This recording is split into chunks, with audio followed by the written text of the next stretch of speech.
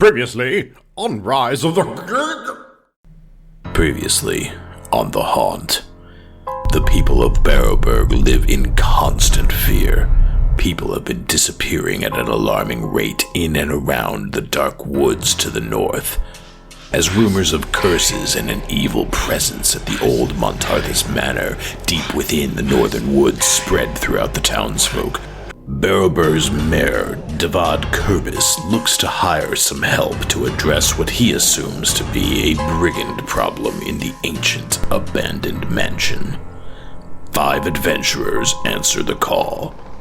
Jasper Stepsworth, a retired investigator who is out to see the world and prove his investigative chops against its greatest mysteries.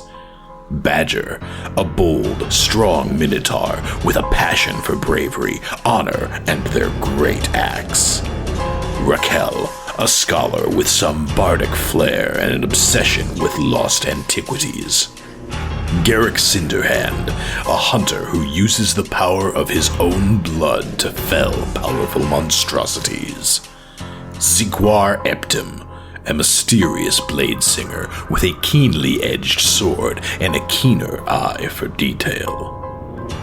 Leaving little time for any questions, Mayor Kurbis sends the party into the forest towards Montarthus Manor. After besting the supernaturally sealed front doors and the guardian gargoyles that stood sentry behind them, the group advances into the mansion's waiting room where they find a strange old doll and discover a secret switch in the nearby griffin statue. Unable to contain his curiosity, Jasper takes the doll and tucks it away within his bags as the party moves further into the manor. As they continue to explore Montarthus Manor, the adventurers experience the ghostly apparitions of the previous occupants, interrupting a ghastly dinner party only to have it vanish just before its enraged host, the late General Montarthus himself, charged at Raquel for her intrusion. Moving on from the dining room, they then witness the spectral scene of a young General Montarthus forsaking his wife and city for the love of a dark, dangerous-looking woman and her undead army. On retracing their steps, the party discovers the secret passage triggered by the griffin statue and makes their way deeper into the secret areas of the manor. Upon reaching the top of the stairs, they make their way through the eerily lit hallway to the general's clerk's office, where the skeletal clerk toils still. Passing through the office into the general's waiting room, yet another vision from the past unfolds in front of the party. They watch as the same dark, dangerous woman from the previous vision gives a familiar-looking doll to a little girl who hugs it with glee, and they watch as the girl's eyes fill with horror, her dress filling with bloodstains, as the doll stabs her repeatedly. As the image of the girl and the doll fade, the old doll from the entryway remains in its place and attacks. The group is now left to lick their wounds and decide how best to brave the remaining horrors of Montarthus Manor. Tonight, the adventure continues.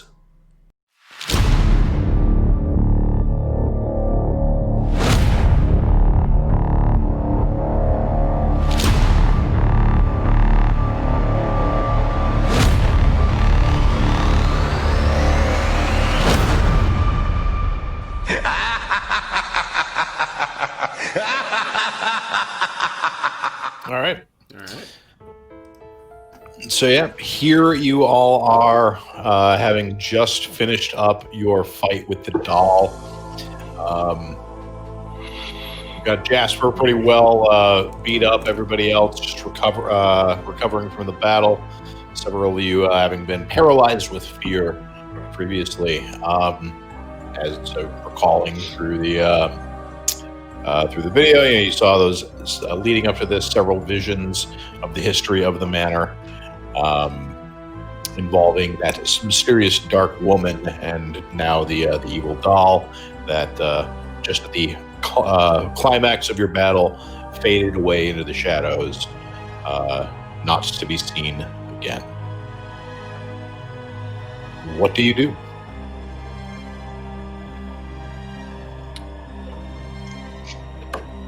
I head towards the doors. Have we searched the room that the doll was in? You have not. We did we? Nope. No. You did gotta not have an ask- opportunity. No, 'cause I think as soon as we walked in, we saw the vision, and then started the fight.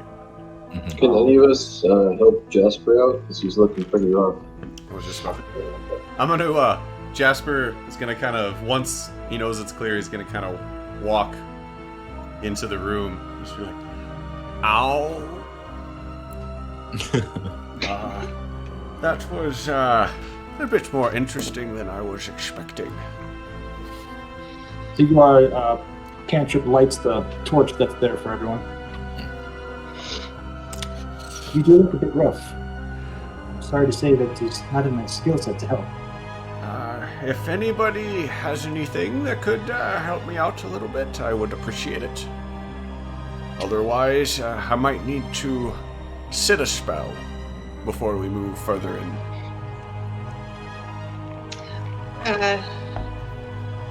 Well, I've got no. I'm not able to help you, but that was absolutely fascinating, and I've never seen a doll act like that before. I wonder what kind of enchantment or curse maybe was put on that spell. Back to writing in my book, trying to figure out what that was. Badger hands Jasper a muffin, a piece of cloth, and some rope, and then claps him on the shoulder like, well done. That'll get you feeling better momentarily. Looks up. Appreciate it. I'm sure these will help. Then takes a bite out of the muffin. Meanwhile, Ziglar is cleaning off like that last section, the farthest section away from the door of that couch, that long couch. Yeah. And cleans it up to the best of her ability and then waves Jasper over. Have a seat. At least we can get you a bit of a rest. I will take another bite of my muffin and kind of nod to Badger and walk over and have a seat.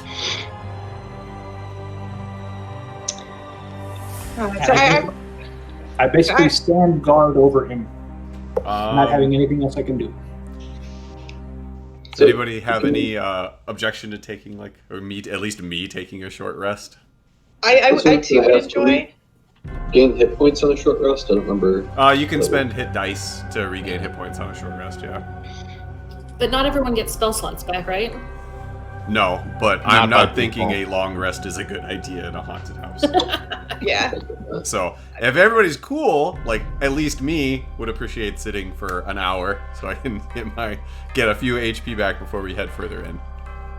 Well, Badger doesn't really need much of a rest, so if Badger standing guard while everyone else took a long rest was helpful, that would be something we could do. I just need a short That rest. would get I just Badger need some quiet. HP back. Because I could use some things, spell slots, but I don't know if I get those on a short rest. I don't think I do. Probably not. I'm not thinking There's a long nothing- rest in a haunted house is a good idea. I'm just thinking that screams all kinds of bad things. Out of character. That does not seem like a good idea to sleep in this house. In character, Yeah. Badger would never admit to anything being a bad idea, so... No. So I'm up for just I mean, if we get to the point where nobody has anything, then maybe we can talk about it. But I don't personally know if it's a good idea. All right, no, that's fine.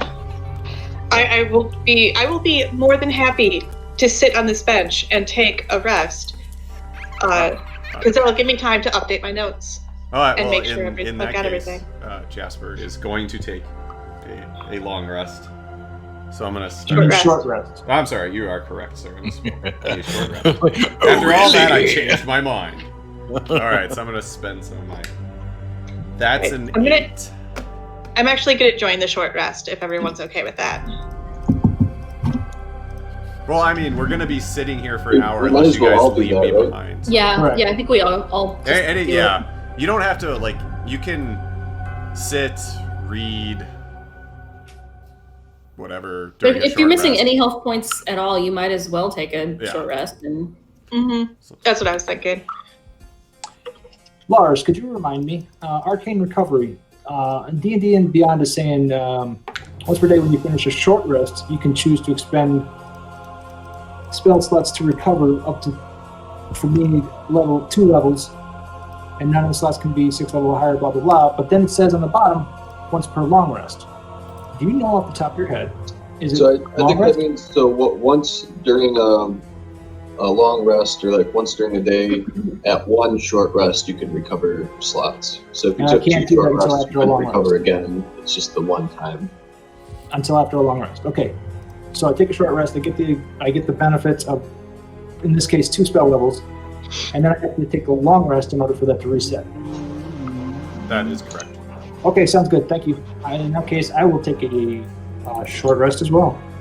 Alright, I used 3 hit dice, and I am back up to 25 out of 27. I borrow him another hit dice because I don't need it. Is that how this works? Just like rip No, off a probably piece of your not. flesh?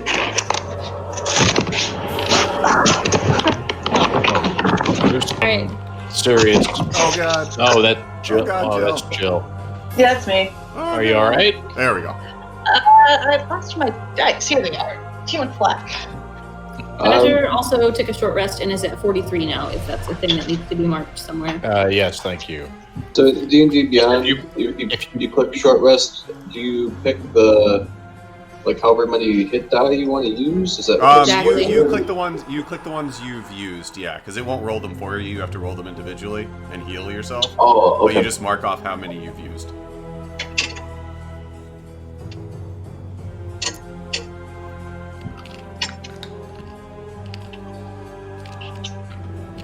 So yeah, if your hit points are changing, please let me know so I can mark it in roll 20. Roger. So I've got the change for Jasper. I've got the change for Badger. My hit points don't change, but I get 2 first level spell slots back. Okay. And then Lars, did you roll hit dice for Garrett? Yes.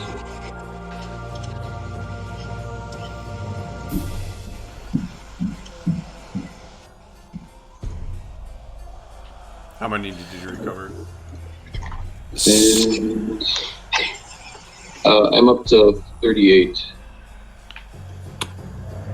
So not to nudge anything or anything, but Raquel would probably think about doing something somewhat bardic at this point. I don't think I have anything that's beneficial here, do I? You're taking a short rest.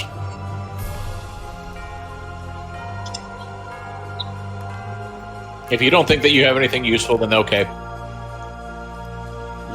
Okay, hang on. Features and traits, maybe. Yep. Oh.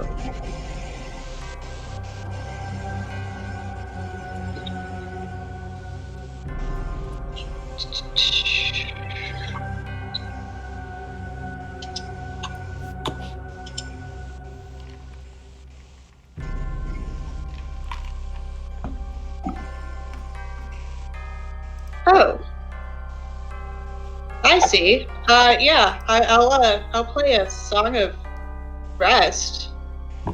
So, if me or friendly creatures who can hear my performance regain hit points at the end of the short rest by spending 1 or more hit dice, each of those creatures regains an extra 1d6 hit points. Ah, nice. Look at all the hit points I get. I'm back at max. Yeah, I'm back at my max too. I used 1 hit dice, but Alright, so do we roll the 1d6 or do you roll the 1d6, Joe? I think I do. Okay. Then we all That would be regain that great, many. because I just rolled a 1. So, granted, I'm only 2 below my max, but that's No, wait, still pretty each. sad. Here's what it's okay. If you Well, you each only of get those- that if you used a hit die already. I did. Okay. did. Each of those creatures regains an extra. So no, I think each of those creatures do. I think each of you have roll your own because you regain an extra. Nate. Each creature regains an extra one. That is the way I would interpret it. Okay. That you all now have the opportunity to roll another 1d whatever. I also rolled a 1, Tammy. Oh, I well, was saying, thank you. but Tammy gets to roll again because we weren't sure of the rules when she rolled. So No, it's fine. If it makes I'm you at feel any 44 out of better- 45.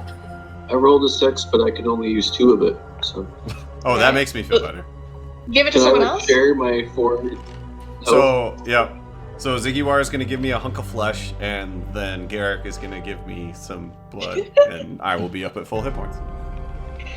But Nate, Oh, I'm with the back muffin, up to you'll be good to 27. go. All right. So, all right. Now that we're done with the long rest, I'm assuming. Short rest. Short rest. Long rest. I'm just going to keep saying long rest. No, don't do it. It's bad. I'm going to keep doing it. Is it that would make me Is way it a too long excited? rest? Is it a long rest? Tell me, No. is it a long rest? No. Yes. No. Yes. Maybe. Okay. All right. Now that we're rested, Jasper is going to take a good long investigation around the room. Okay. Give me. I'll help with that. If you want to. Right. take Give me an advantage. investigation check. Is it with advantage or no? Yes, Yes. with advantage. Ooh, good. That's a lot better. 25, Whew. 25 which is good because I rolled an 18 on the second one. The first one was a 9. Okay. You don't see you see like the long bench that spans the northern part of the room. You don't see anything noteworthy on, around, or under it. Even like the space where the little girl had been stabbed to death. There's no there's maybe a little bit of an old stain that could have possibly have been that event years ago, but nothing noteworthy. As you look around the rest of the room, it is really a fairly plain waiting room. But then, noting on the southern wall, there's a set of double doors, 2 large oak doors that stand closed. There's a tree carved upon the doors with leaves carved at the end of each branch, saying the names of each general that had served and lived within the manor, including their years of servitude. But beyond that, there's really nothing else of note within the room. Would I have noticed anything about the names and dates that pop out? No. Nothing that's particularly meaningful to you. It's a set of names and years, which if you would like to look at further, you can certainly do so, but there's nothing that strikes you about them at cursory glance. And Or an investigative glance, even, really. Okay. I remember looking at my information I was given at the beginning of the story, and there was nothing about any specific general or time frame. Yes, as far as you all know, the last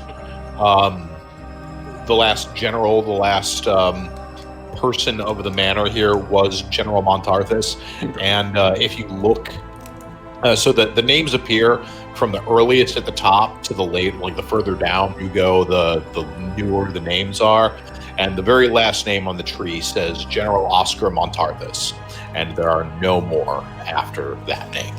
And Are you there all any would empty know leaves? it. I'm sorry. Are there any empty leaves? Did they know exactly who the last one was going to be, or are there spaces for potentially more? There are spaces to carve. There's not only additional branches on the tree, but there's more mass to the door where they could clearly add more. The intent was to add more leaves and branches, but it was clearly something that was done at the passing of the general ship.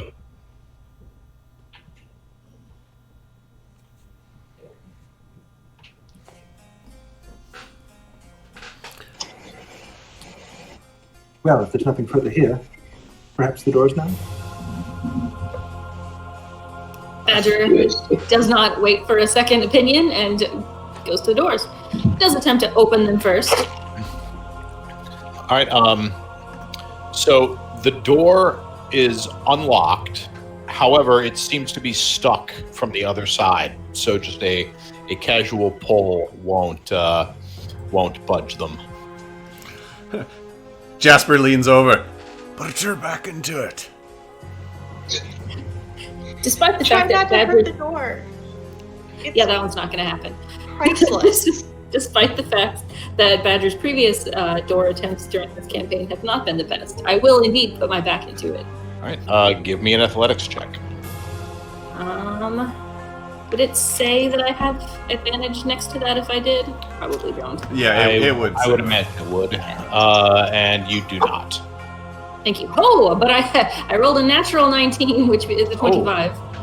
All right. So you really do put your back into it, pushing this door in, and the door does shift, and you shift it enough, like basically just enough so that Badger could could make their way through. As you look down into the room, can you give me a passive perception check, please? That would be great. You don't use passive perception for checks. Oh, okay. I'm sorry. That would just be what your perception would be if you were just all the time. Right. So let me see where that is then. There is a passive perception number. Mm-hmm. Yes, I see that. So a 13. All right. So you do notice as the door ceases to move that it seems like it was held shut by a large iron chest or iron-bound chest. I do like a grand sweeping bow and gesture to people to enter the room. I enter the room. I enter the room. I follow. All right. As I pass the same thing. All right. So as the first person begins to go through the door, everybody begins to get pulled into the room, and I'm going to need you all to give me a strength saving throw. Strength is my specialty. Can it be something? You said dexterity, right? Yes, except it's pronounced strength. Oh, okay. To make up for my previous feat of strength, I rolled a 1. You rolled a 1. I rolled a 1, so that's a 7. Okay. Still sad. Must be off balance after bowing. All that horn weight. I'm just not used to it. I rolled a They beat 12. the hell out of Garrick. Okay, a 12 for Raquel. What was Garrick? I'm sorry. I'm pretty sure I'm okay. I got a 1. Okay, great. It's like golf. Low numbers. And Jasper, how are you? I rolled a natural 20. With You my rolled a natural modifier 20. of 0, that's 20. All right. Hang on 1 second here. All right. So everybody except for Jasper is pulled by this force into the room. And as soon as they're all inside the room, I'm sorry, I should probably trigger the lighting stuff here. Oh, no, that's not how that works. Select, murder it. There we go. So as the four of you are pulled into the room, the doors slam shut behind you. So as soon as you hear, for the four of you inside the room, as soon as you hear the doors slam shut behind you, a great gust of wind blasts the room around you, sending dust, paper, and curtains flying around the room. Piles of rotting corpses litter the creaky wooden floor.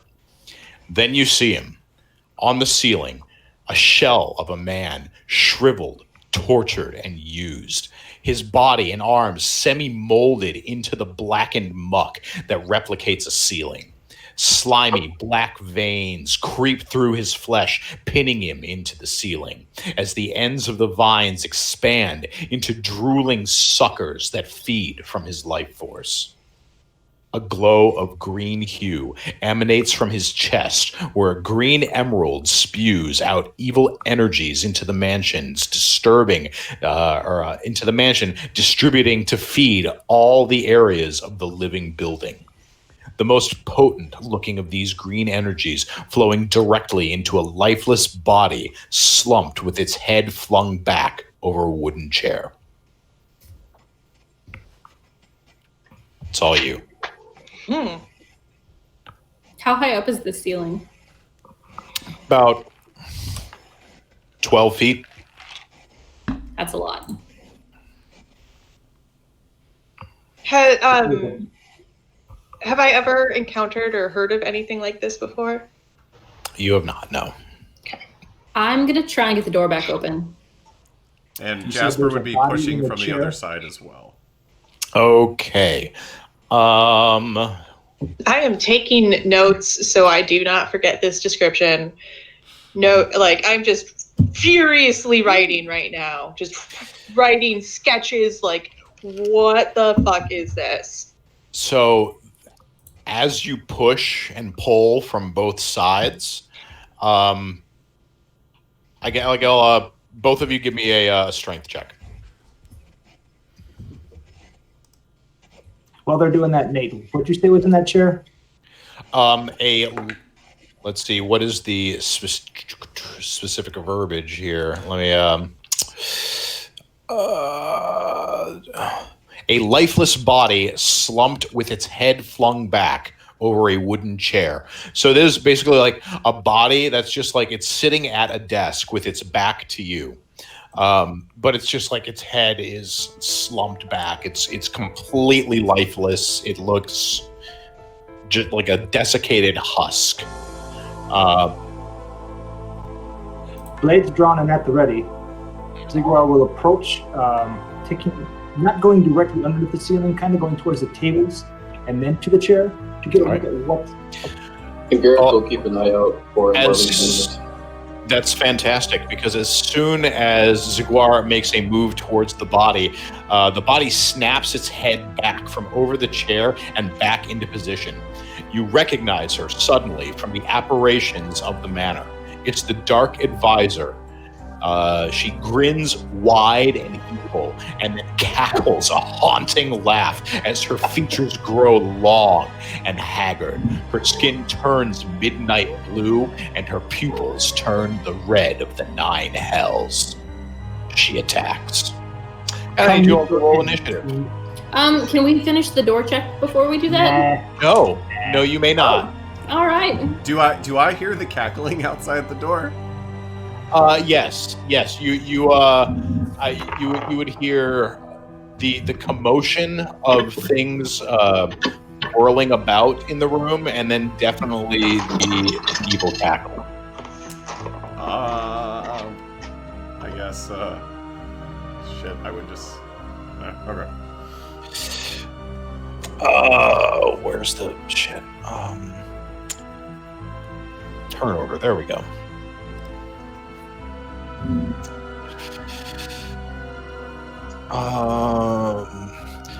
Yeah, sorry, give me one moment here as I bring her into existence. There she is.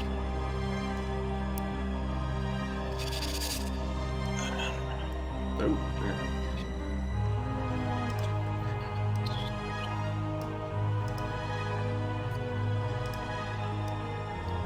Oops, that's not how it's supposed to work. Haha, you're free. Fly, you fools. She's Right. a body that was dead and came to life. I'm guessing she's undead. You can Is that something I certainly, would know? you could guess that. Okay.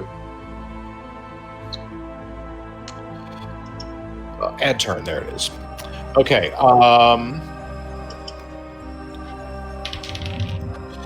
right, Jasper. Am what I is your... am I rolling initiative since I'm outside the room? Yes. Oh, Yes, you're rolling initiative. sorry, I did not roll because I didn't know if I was 18. 18, okay. Raquel. 17 plus 3, 20. Badger. 16. Eric. 13. And Sigwar. 9. Okay, so get you guys back in here, and Badger was messing with the door. So as Badger and Jasper wrestle with the door from either side, it quickly becomes clear to you both that this door is not budging. It has to be broken down if there's going to be any hope of passage. So, bearing that in mind, You can click on the little tool on the turn order and do sort by. I just got that sorted. Okay. I didn't know if you remembered. It took me a moment. I was reminding myself how to add things to the turn order and get that all together, but it is now. It should all now be together. So, Raquel, you get to go first. I will do some vicious mockery on moldy bitch. All right.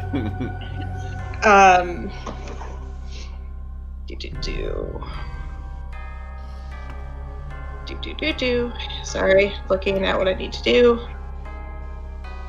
D4. Okay. So I just say I cast it. I'm doing it. You're a stupid moldy bitch who's dead and needs to leave us alone and go back to die. That's a good one. Thank you. That's the literal. And then thing she that was needs to said. make. Yes. It needs to make a wisdom saving throw. And then it should say the number on there too. Whatever number's underneath it is what the save DC is.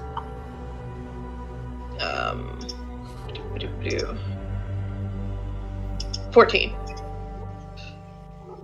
Okay. So she's clearly initially off-put by what you're saying, but then just chuckles and says, "Oh, child, I am not dead. I am very much alive." Huh. And, But you are moldy. Okay, noted. And stupid, apparently. There was no objection to the stupid. I know, right? It's like there's no I objection might to be dumb and stupid moldy, or but I am moldy. quite alive. Though those things are clearly subjective. Hey, did anyone bring the bleach? Because I'm pretty sure that's how you get rid of mold. I never watched The Ring, though. I don't know how to get rid of moldy bitches. Don't watch you just don't watch the internet video, and you're fine, according to the Ring. All right, but that would be my turn.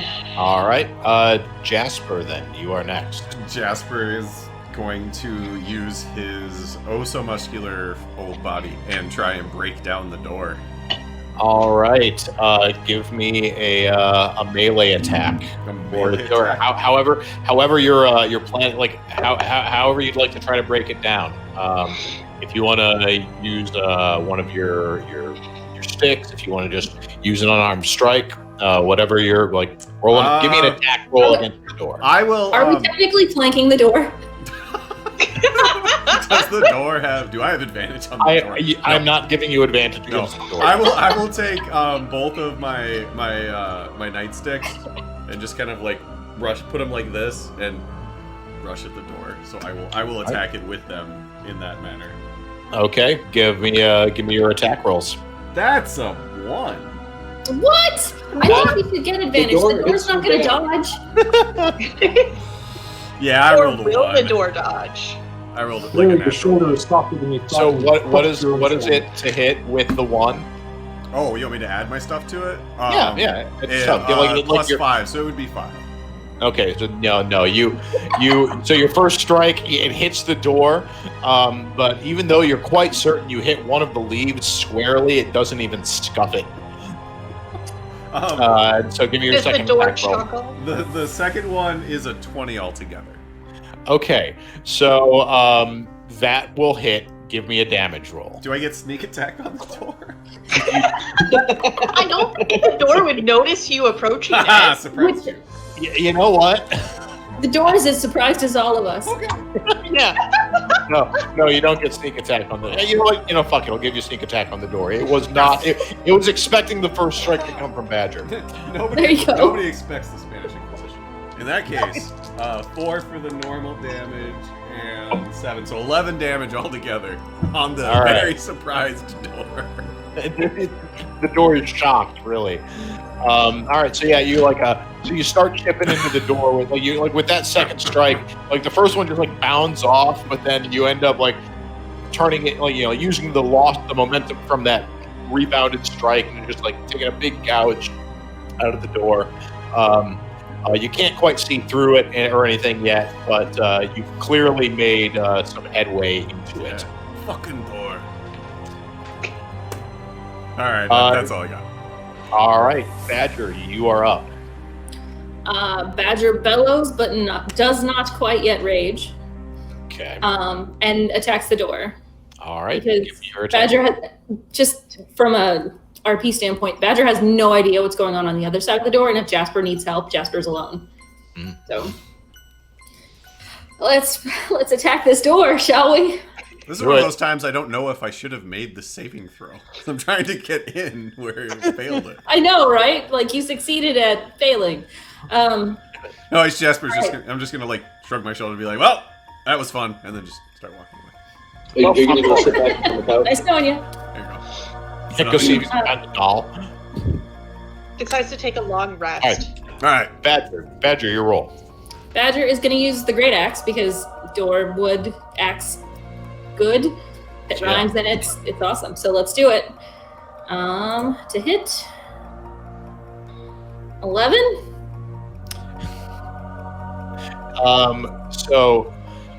So Badger takes their great axe in hands or in hooves, and lunges towards the door, but at the last critical moment, just slips a little bit, and the axe just pings off of the inside of the door, doing no damage. All right. I do not believe I have anything else that I can do, but I want to check real quick. Horns are melee weapons. Did not use a dash action. Did not hit a creature. Oh, that's going to be a rage next turn for sure. Yeah, I got nothing. And I actually may stop using these digital dice at this point because Badger has rolled worse than Grelda ever has. Consistently low. Even though they're easy and I like not having to do math, it may be worth it to go back to the real dice. This is Badger's sad turn.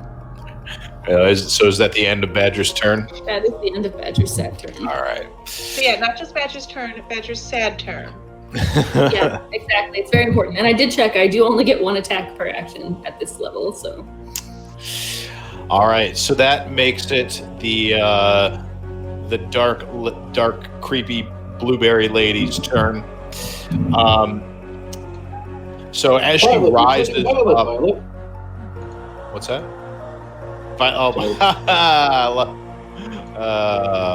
All of a sudden, Garrick just dies. Aneurysm.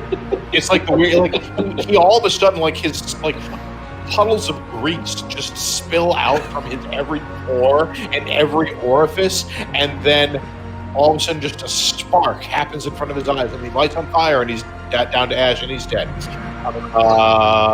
Siguar, your turn.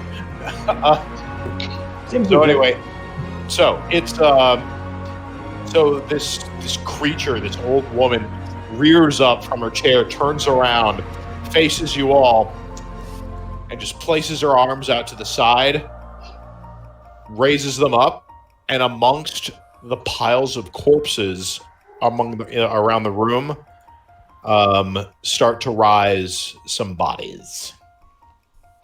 And if I could use the right fucking overlay, that would be super duper.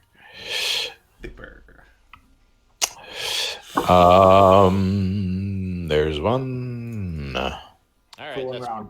all right, cool. All right, let's do it then. All right, so this ghoul here is going to run right up to Raquel, and it's going to attempt to bite her. So Love it, first bite. let's see here. That is a 20, which I believe hits. Yes, it does. All right, so where are my murder your face dice?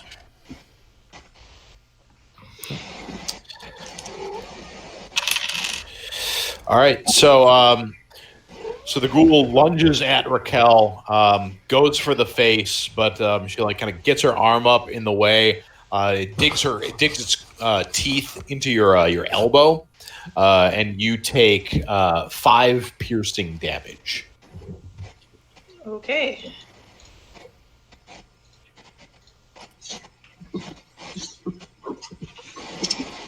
And then with that, it will be Garrick's turn. As long as that wasn't my writing elbow. I don't know. I guess like I think it probably would have been your left elbow. So if that's not your writing elbow, then you're good. So Garrick is going to use his bonus action. I can do that in any order, right? I can do bonus action first. Yep, I believe that's correct. I'll use my bonus action to cast my Blood Curse of Binding on the ghoul that's next to the bed. Okay, so this one. Yep. And I'm going to amplify it, so I have to deal myself damage. 3 damage.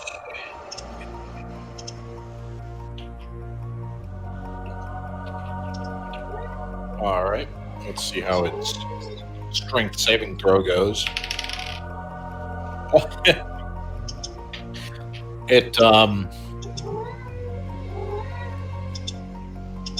You're the amplifying it doesn't do anything about it being able to resist it, right? Yeah. Because I rolled a 20 to resist that, so it resisted the hell out of your curse, unfortunately. Damn it. Okay. Let me just make sure the amplification doesn't do something, but I don't think so.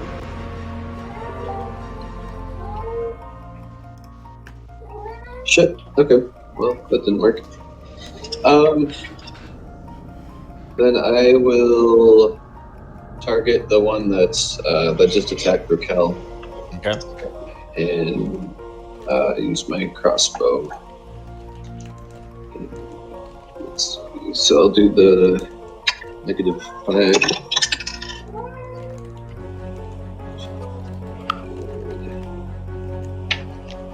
Yeah, an 8. An 8?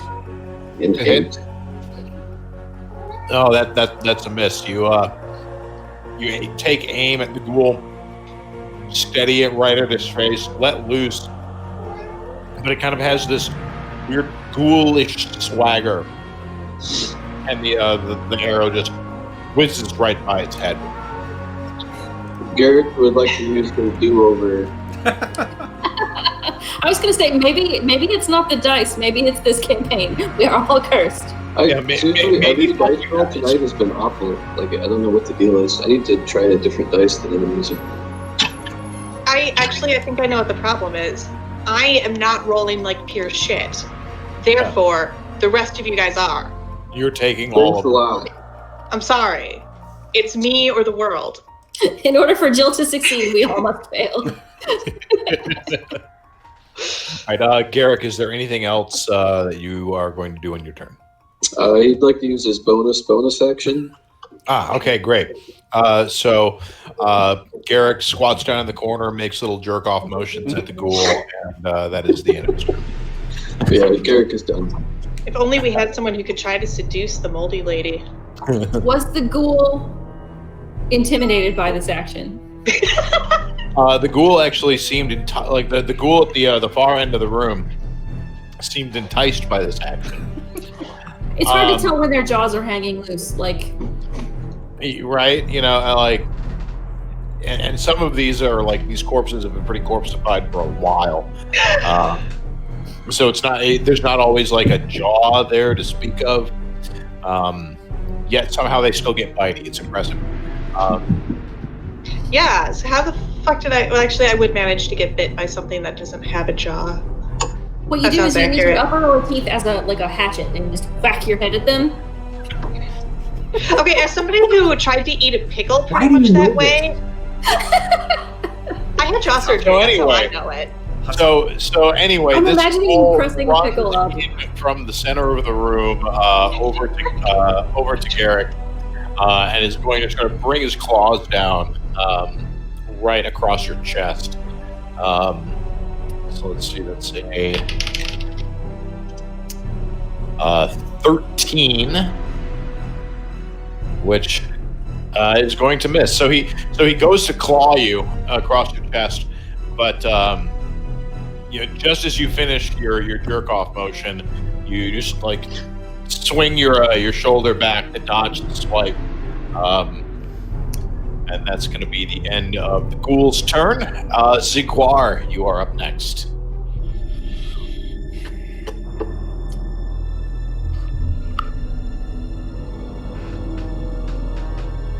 I cast. What do I cast? I cast Shadow Blade.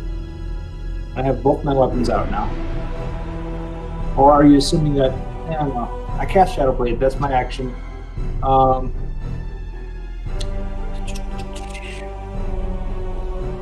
Let's go play with the big ugly in the room. I will go. Ghoul's gonna get an attack of opportunity on me. I'll take it, but send me on a path to the big ugly. I want to put myself as close to behind her as I can. Okay. Let the party will have a few extra shots.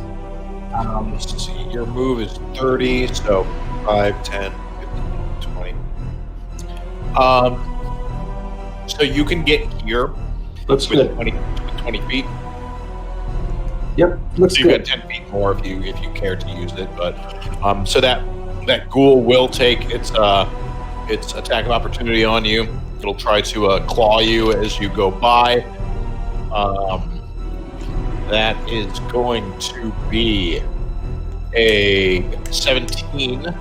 Misses. Yeah, still misses. Yeah. Right. And then I'll smile at her and say, "Come, fiend, meet your end."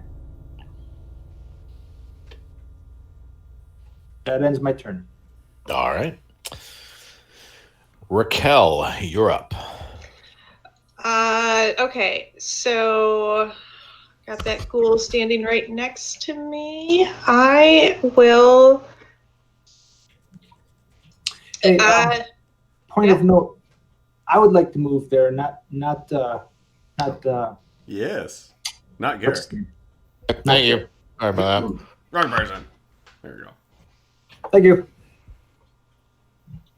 I'm gonna tell the ghoul that it's a stanky, rotting corpse as I, mock it viciously. And that was a wisdom saving throw, correct? Wisdom 14. Yeah, wisdom saving throw 14. All right. Its eyes, like as you start to mock it, its eyes snap up to meet yours, and then even though it doesn't have like the facial muscles really to form like an expression, you get just this feeling of profound hurt and sadness from its eyes. And like Does that mean I did it damage? that means you did the thing. I'm sorry, I'm looking for, so that's cutting words. Vicious mockery. Mockery. All right. I would just like to point out that you received 5 Badger points for drastically improving your dissing even before the damage was revealed. You don't think calling someone a moldy bitch doesn't count as a good diss? But calling a corpse a stinky dead body is... Yeah, calling someone stupid's not a good diss in Badger's mind. Like, who cares how smart you are? So go ahead and roll for damage then, Raquel. I do. That would be 3. All right.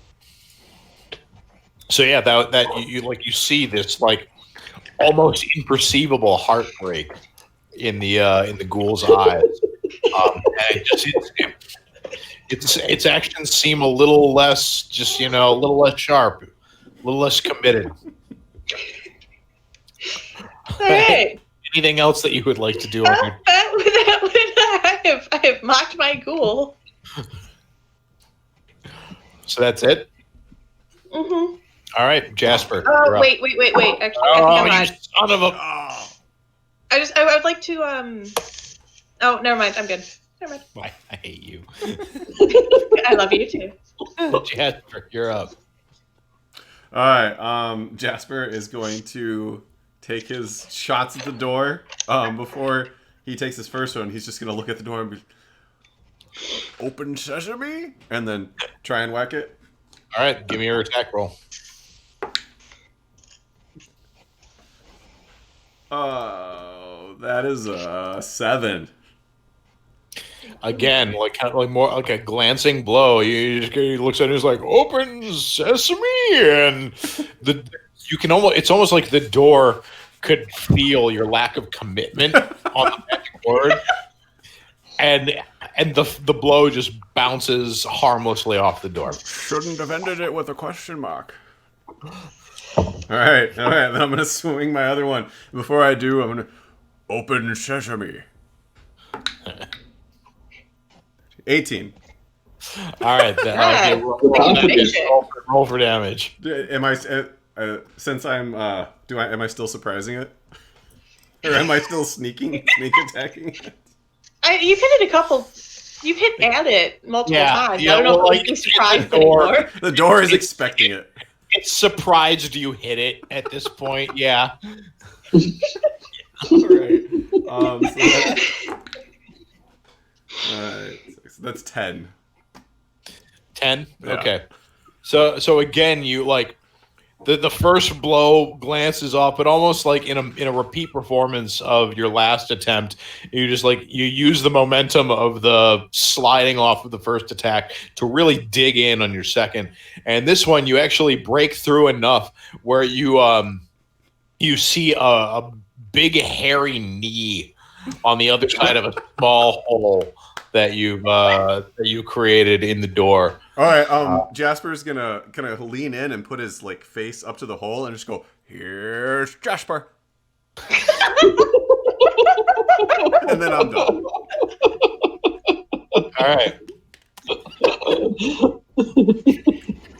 All right. So I've been waiting since you mentioned last time. You didn't. When you said last time that you didn't actually break through it, I said, when I do, I'm gonna do it. All right, I'm done.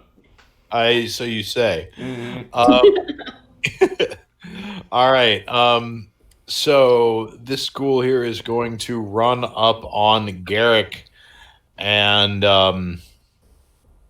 it's going to attempt to bite him.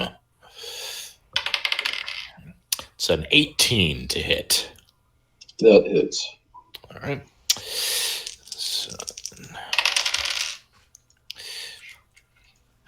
All right, so the ghoul rushes in, grabbing at Garrick's crossbow arm, and just gets a hold and sinks his teeth into his arm, dealing 7 damage before being shaken loose.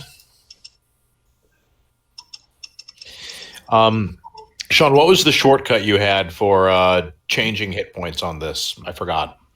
I think you can just do plus or minus. If you hit if you do -7 and then just hit enter, it should. Okay. There. Perfect. All right. Thank you. All right, and that's going to be its turn. Badger, you are up next. All right, please describe the state of the door again to me. Like, do I feel like I should attack it again, or do I feel like Jasper's probably got this? The door is I don't think Badger would have any sort of impression that Jasper has got this at this point. Other than his face poking through. Yeah, I mean, you could Badger would probably look at what Jasper has accomplished and be like, "Wow, that bold old little man, he still needs help." All right, well then that is exactly. It's not.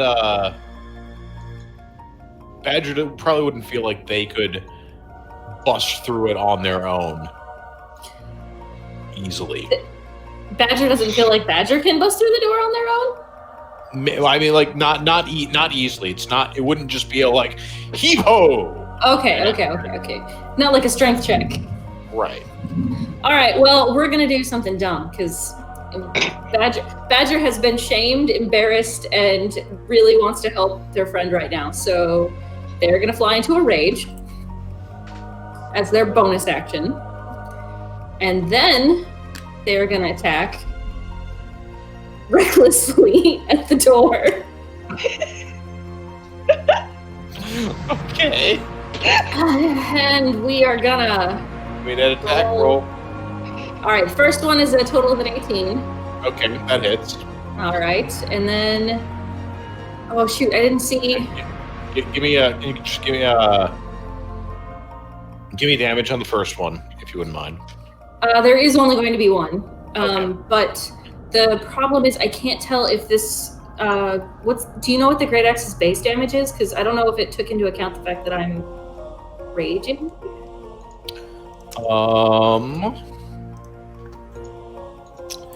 Great Axe's base damage is 1d12 plus 4. It does not take that into account then. That's interesting. Let's see if it does it when I roll. Okay, so roll for damage. It does not. Wow, I have to manually add that. I should just do my regular dice then anyway. I'm gonna write that down. At least I think I could be mistaken. I think you're right. So then that would be a 13 damage. Okay. All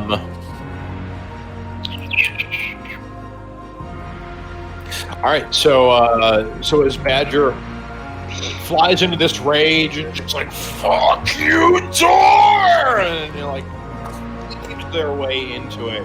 The hole that Jasper had initially made is splintered wide open, but not quite wide enough for any of your party to slip through. But you're definitely making some serious headway with the door at this point. All right. Gosh dang it. All these pop-ups. Stupid robots helping me. I did not use the dash action. Would you say the door counts as a creature for the purposes of ability descriptions? This particular... It doesn't matter. It would require a bonus action that I no longer have because I flew into a rage. Okay, so that is the end of my... That's it. That's all I got. All right. All right. Next then is the creepy evil woman. So let's see. First up here, she will...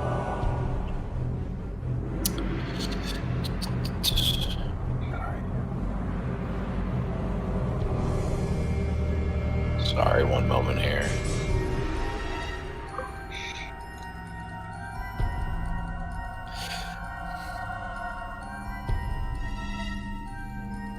What the hell? Sorry, 1 second, guys. I'm gonna get a drink quick. Do it. Oh, I would just like to point out that tonight's beverage is sponsored by Nate. Which one are you sipping on? This is the tangerine passion fruit hard seltzer. But on deck, I also have the guava hibiscus hard seltzer. Noise. Grelda's beers and ciders are going to get more interesting after this, y'all.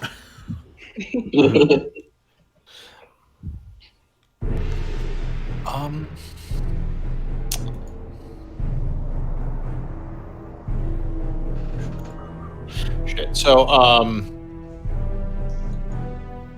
I'm looking to cast a spell, Okay. but the thing's not telling me what my to hit on it is. What's this? Oh, is it like a spell? It's an attack spell? It's magic missile. Magic missile auto hits. There's no roll. Oh, okay. That'll do it. Okay, cool then. So in that case, so the hag is going to rise up. You know, like she had Sigwar sneak up behind her. She kind of like glances over her shoulder at him, cackles a little bit, and then just like flicks her wrist, and 3 bolts of magic fly from her fingers. One going at Sigwar, one going at Raquel, and one going at Garrick. So if I can find my dice in the darkness here. So Is that? Sigwar. Is that? I'm sorry. Oh no. Damn. Oh, go ahead. Damn. Never mind. What? Oh, you don't have to roll for it. If you make a ranged spell attack when you're adjacent to somebody, you get disadvantage on it, but you don't have to roll for it. So, damn. I was trying. All right. Sorry. I apologize for interrupting. That's all right. I'm sorry. I appreciate learning. I mean, like, so if you're saying for the spell hit, like since magic missile auto hits, You don't. you're saying like for damage, would it be at like No, a it'd be disadvantage? like if you made like if you had to make you had to roll to hit on a ranged spell attack, since Ziguar is right next to you, that would It would give be you with disadvantage on ranged attack, spell, bow. But since it's magic missile, it doesn't apply. Since it auto hits, there is no advantage or disadvantage to give. Okay. Cool. In that case, Sigwar takes 2 damage. I'll allow it. Yeah, you will. No, you laugh all you want. I can literally negate it if I so choose. Say nothing. Raquel will take 3 damage. And Eric takes 2 damage. Can I leap majestically into the path of one of those? I mean, You're too busy raging at the door. yes, but will you actually be effectual with what you're attempting to do? My attempting to do is to take damage, by the way. So yes, one would hope. I figured that. Probably not. Yeah, okay, fine. I don't know if Badger can do it. Yeah, I'm pretty sure I gracefully cannot. anyway. Not with that. Not that quickly, I would think. All right, and so then with that done,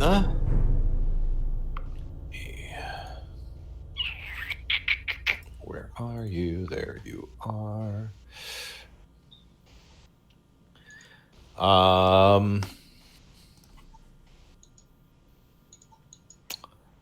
She will move away then from Ziguar, heading over this way. Okay. Attack of bonus opportunity? Yep. Attack Okay. of opportunity. Roll it. Is it a dark room? Or not dark, but is it dim light in here? It is dimly lit. Yes, there's light emanating from mostly from the figure in the ceiling, but then there are like faint pulses of green light that are happening throughout the veins that show in the throughout the room. So it's dimly lit. It's not pitch black. Because I'm Right attacking next to with, me is probably a little less dimly lit, though. But because you're I'm always attacking with my shadow blade. If it's dimly lit in the room, I get advantage on any attack Okay. with that blade. Okay. I'll take the natural 20. Yeah, that's going to be a hit. Probably. Yeah. Okay. So damage. 1 second, please. I forgot. I took down the spell to look at shield. 1 second.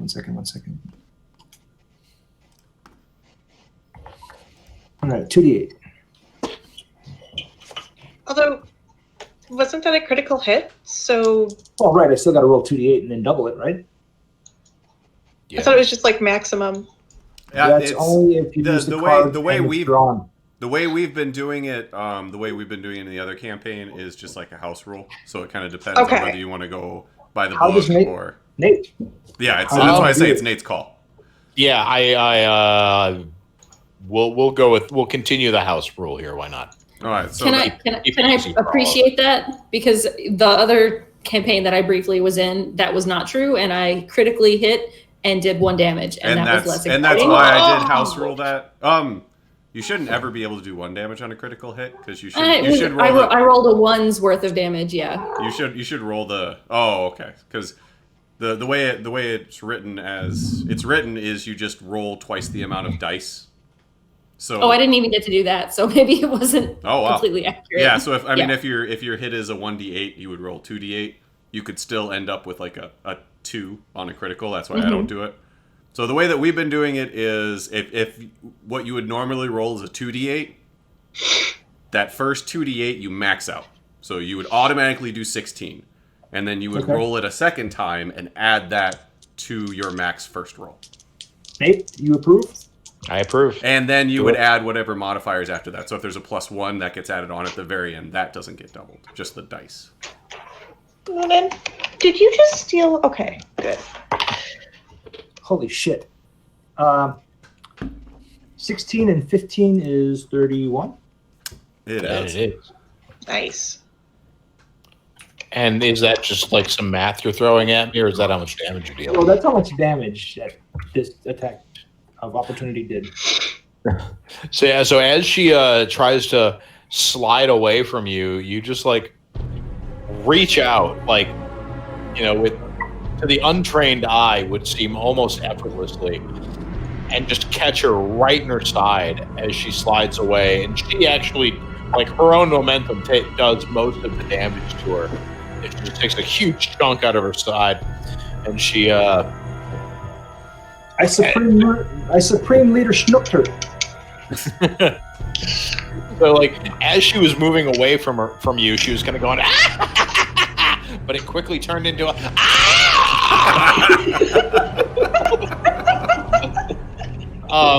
Beautiful.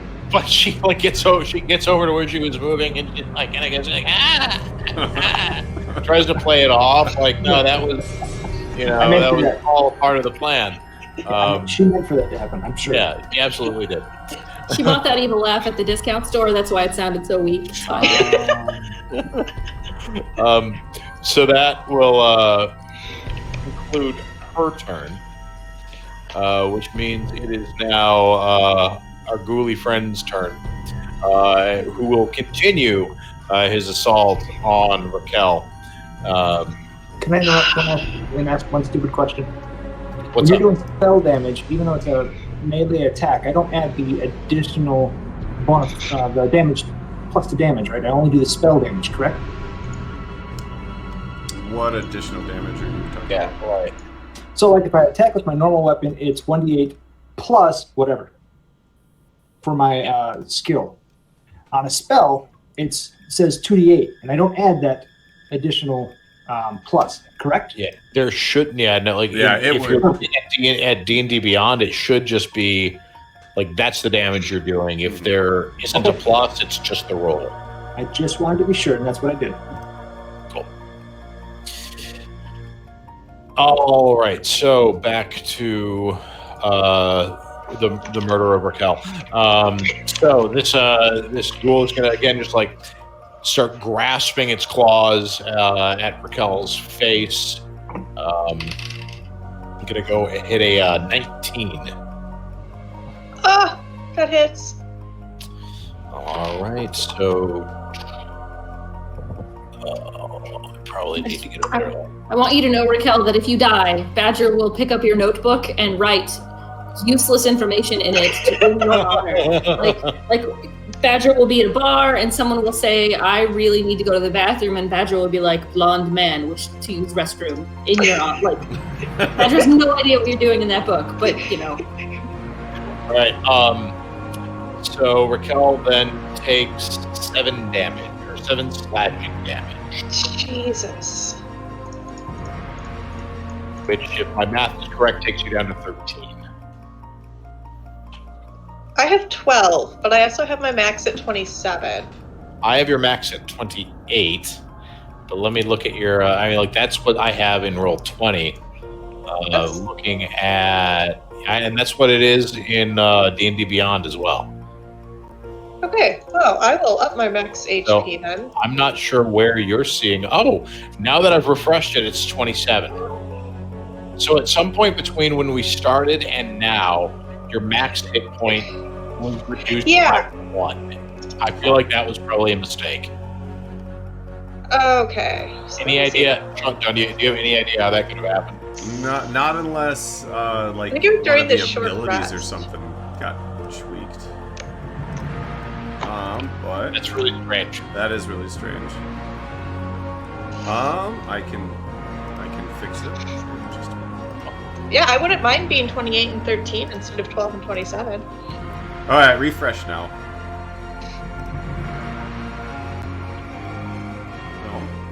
Yep. Now I see what I expected to see. I still don't. I'll just keep it as 28, as long as you know. Yep. I'll keep I've got messing with it. track. Anyway, so that will be so with that attack then, that'll be the ghoul's turn, and Garrick, you are up. Okay, question. I didn't realize that the Crimson Rite only lasts until a short rest, but Garrick would definitely have re-upped it after the short rest. Can I have done that? I agree with you there. Okay, so I take 1d4 for doing it.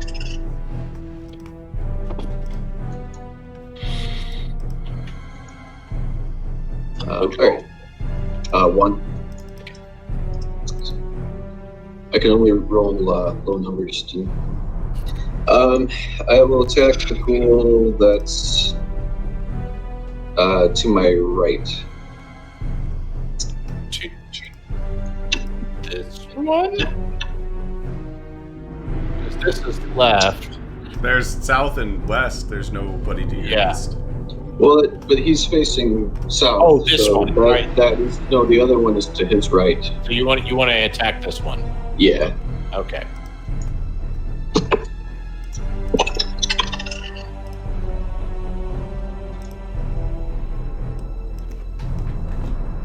Good.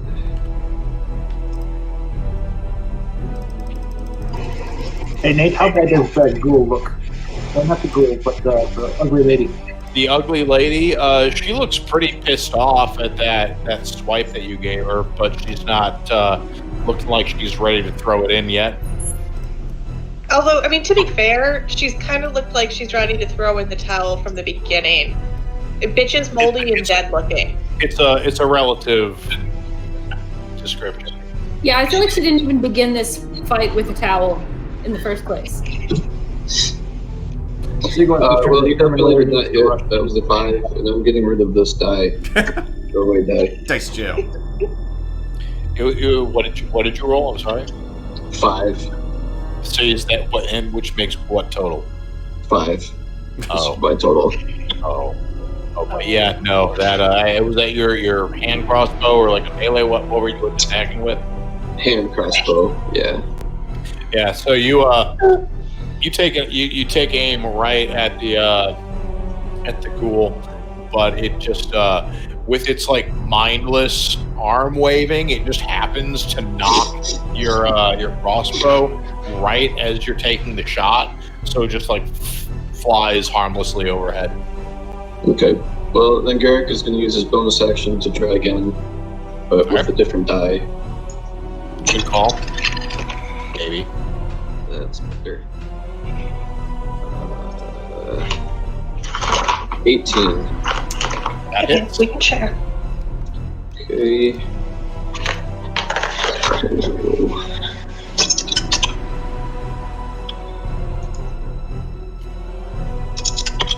And then is this is undead, right? Yes.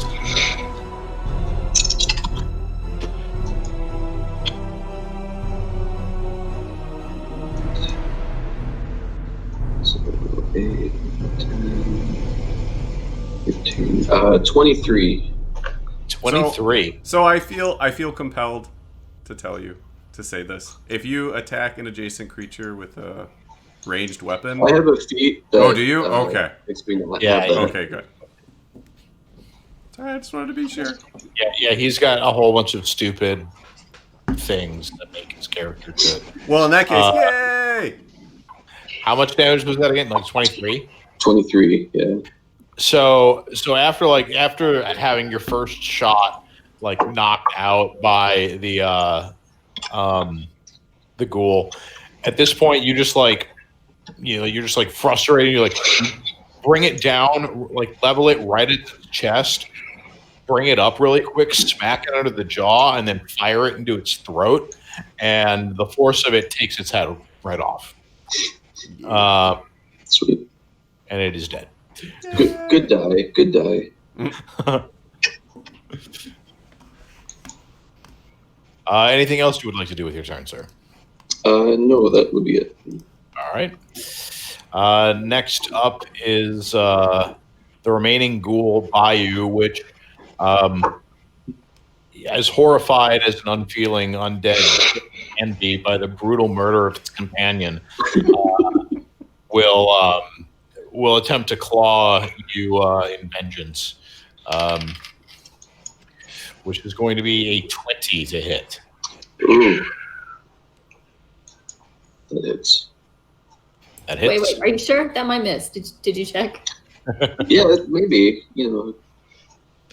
All right. And let me see here. Garrick is human.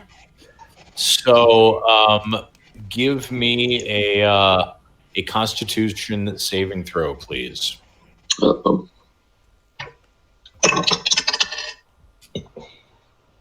14.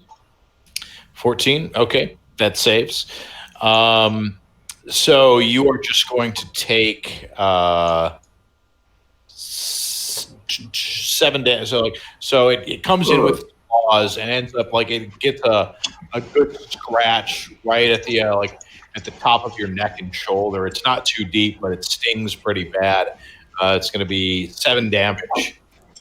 Just 7. Yeah. Just 7. But it's right in a very sensitive area. It's not too deep, but it holy fuck does it hurt.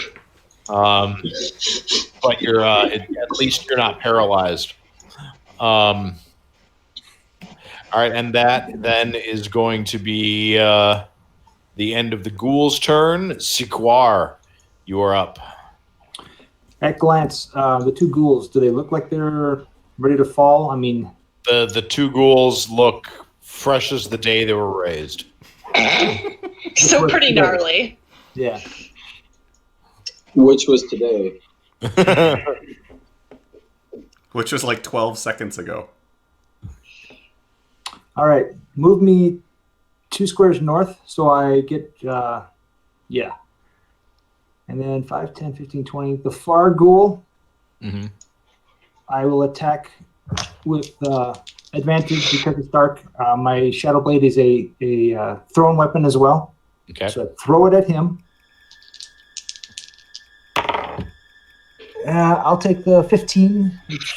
That's a hit. Okay, cool. And then damage is 9.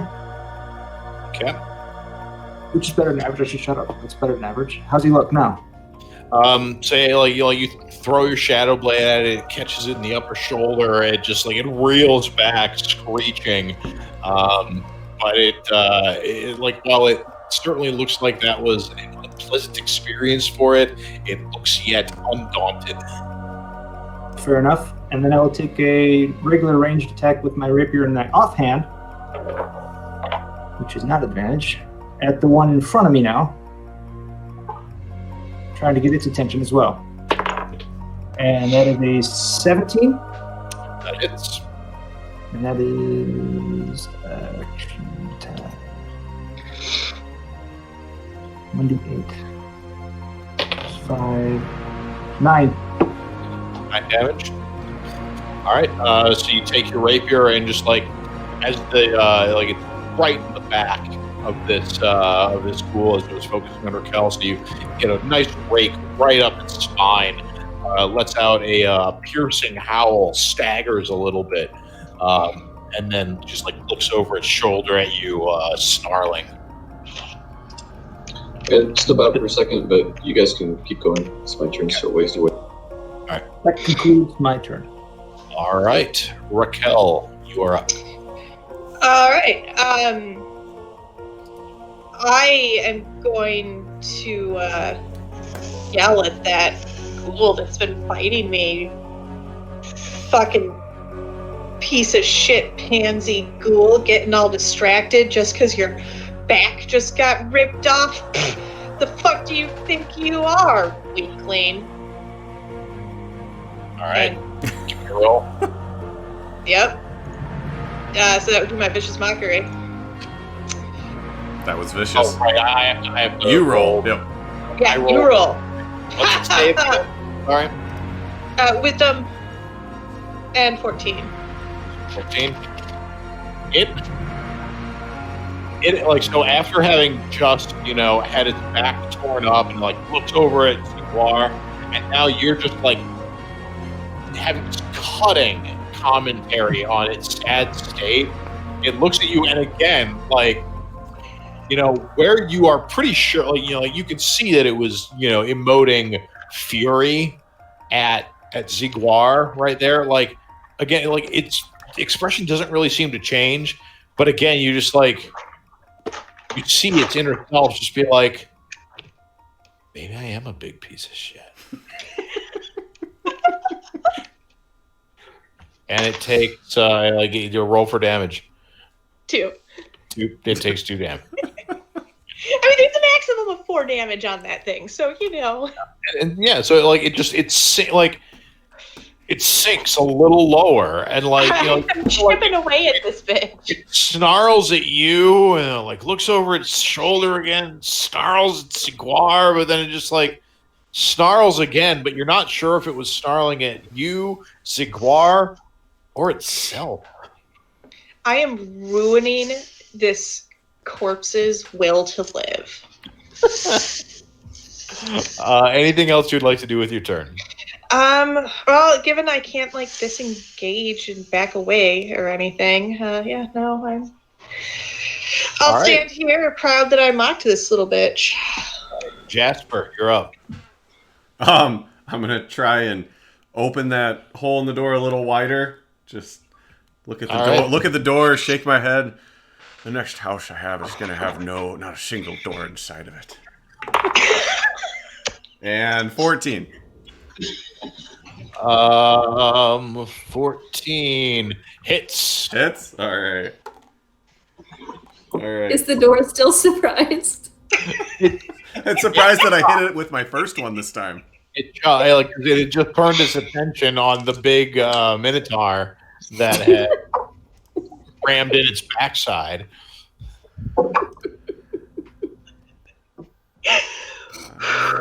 14. So with that strike, Jasper digs in like the one billy club that has just been so scorning him this fight somehow just completely splinters the remnants of the door, and a large hole is now open. The way is clear for any of your party to be able to move through that space. All right, then. Can Badger like call out like hit me? I mean, if I'd say it's like a bonus action, but probably not in this moment unless you were prepared to say that. I thought of it after my turn, and I flew into a rage as my bonus action on the last turn anyway. So it would have to be a free action, not a bonus action. Well, in that case, Jasper will kind of like look in, take a second to take stock of all the craziness that's going on, and just like look at Badger and just be like, "The fuck happened in the last few seconds?" You could go through the door, though, couldn't you? Yeah, I'm trying to think of. Well, it is my bonus action. Screw it. I am going to go to the ghoul that's to the south of Garrick. Okay. I'm gonna go down. I'm gonna kind of flank it with him, Okay. and then I will attack it. All right. Give me that sweet, sweet attack roll, baby. Do I get advantage because I'm flanking?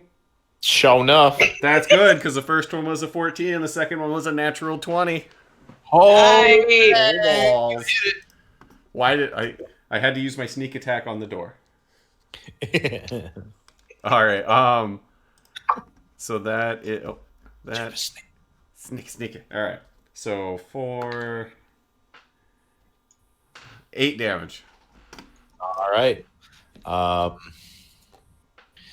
So yeah, as you come up behind it, just like deftly working your way around it, avoiding its attention, and just crack it right in the back of the skull. It falls forward, barely able to hold itself up, but it does slowly raise back up, drooling, but clearly the clear sense of bloodlust still there.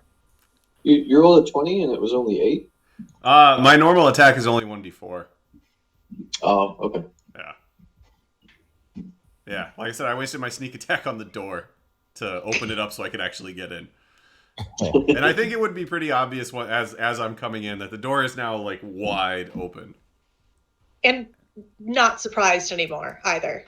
Oh no. All right, then I'm done. All right, Badger, you're up. I attack the gazebo. 16 titties fall out. Best gazebo ever. Okay, so I did lose my rage because I neither. I don't think you lose it till the end of this turn. Is that true? That is true. Yep. Oh, okay. All right. And technically, I feel like this door counted as a hostile creature in the first place. I'm not gonna lie. This door was not on our side, but very unfriendly door. So if you attack a creature, then you can keep. Yep, it. and I'm doing it. I'm gonna go down 1 square, and then does that still count as flanking? It doesn't matter because I already have advantage, don't I? If you reckless attack, you do. If I reckless attack, yeah. The Badger is not Growlithe, so Badger actually has been avoiding flying into rages randomly. So Badger, if Badger knew already had advantage, would not recklessly attack. Flanking, yes? Yeah, sure. Okay. Then let's use my Great Axe. Click the dice. 16 to hit or 17 to hit. Woo! That will hit. All right. The whispering in the music is very creepy. All right. Yes. That's 12 damage. 12 damage. All right. Yeah. Badger like whips around from the door like an enemy fell, but not by their hand, which is frustrating, right? Yeah. So they just they bring the great axe up above their head, bring it crashing down into the skull, splits it right on down to the sternum, and it just falls over. All right. So I did not use my bonus action. So what can I do here?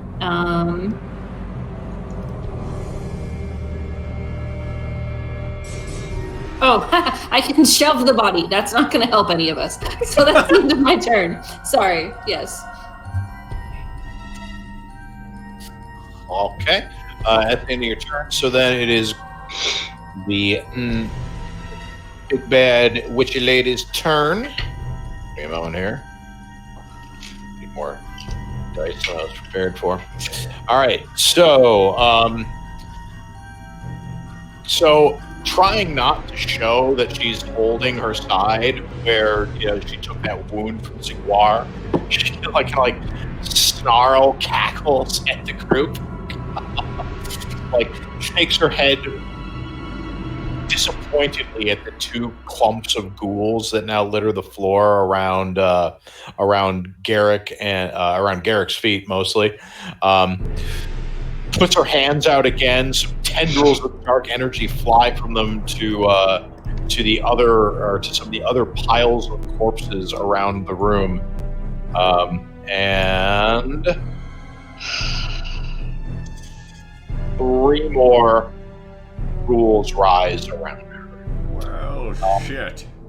She then, looks down at her bleeding side as blood seeps through her hand, sighs, reaches her hand up towards the writhing husk of a man remaining on the ceiling. The green stone embedded with his chest thrums with power, and dark tendrils of green energy start flowing towards the hag, and she appears empowered by this. And she stands up a little straighter, takes her hand away from her side, kind of shakes her hand out, and then grins wryly at Ziguar. And that will be her turn. Leading us to... Oh, crap. I need to add these fuckers to the... what have you. Can you remind me what the thing on the ceiling looked like again? It's like a body? It was a man. It's a dude. It's a writhing husk of a dude. It's the general. That's my assumption. You don't know that. No. Shut up. Out of character. It's the general. You don't know that. Shut up. In character, Raquel is pretty fucking sure that that's the general. All right. So, do I have the correct thing selected? Yeah. All right. So, this sucker is going to continue its assault on Raquel. This time going in to bite her. So creative. That's a 4. Well, yeah, my armor class is 13, bitch. So break your tooth. So the ghoul lunges in to try to bite at her throat, but it staggers since it's not only does it have this big gaping wound in its back, but as soon as as it's going in to bite Raquel, it makes brief eye contact, and for a moment just has this instant of recall. And it's just like, dead piece of shit. Introspective. And that moment alone is enough for Raquel to just kind of push away from it, and it just stumbles by, and then stands back up, and then looks at her blankly, and then that's going to be its turn. God, I feel like I should befriend this thing at this point and give it some therapy. So it is now this ghoul's turn. It is going to shamble over the bed and make its way to Jasper and attack him with its claws. Does it need to make agility? It made all of the it saved all the throws. It's fine. Don't worry about it. So that is a 11 to hit. That is my armor class. All right, and it is a tie goes to the baddie. Am I correct? Yeah. Okay. You have to get armor class. Tie goes to the attacker. Yep. To the attacker. Yeah, I thought. You have to hit armor equal to or more. Okay. So, yeah. All right. So in that case, it will deal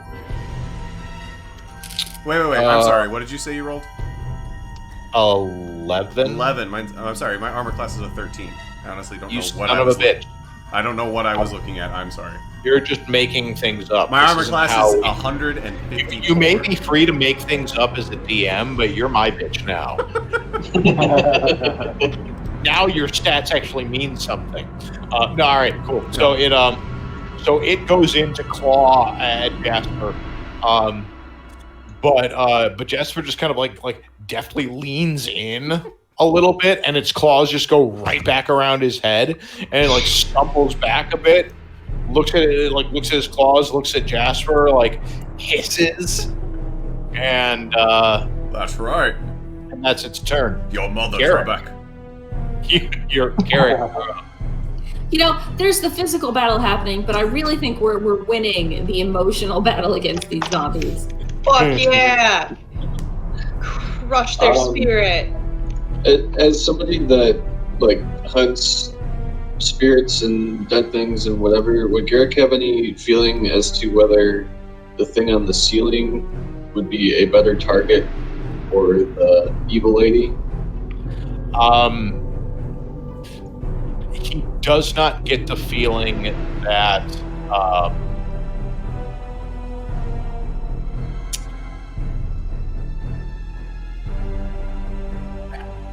the thing on the ceiling is not undead. There is still very real human life force that is coursing through it that the hag has fed upon in this last turn. Okay, I'll target the evil lady then. Okay.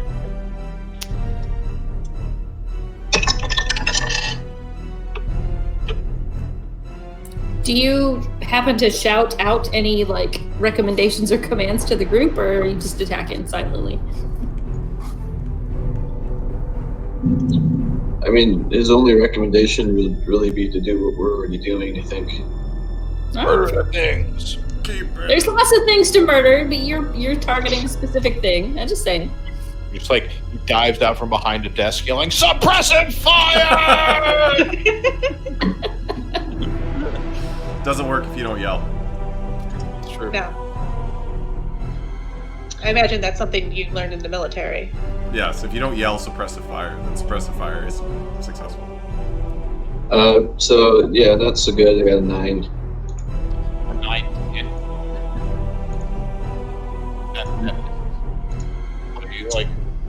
You fire your bolt, it whizzes by Jasper's head, but he was clearly not worried about it hitting you.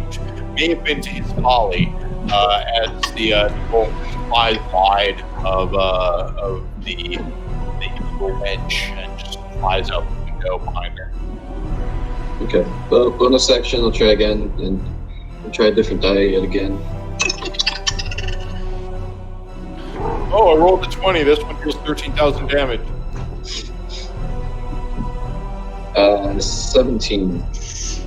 That hits. Phew. Alright. And is she undead? She is not.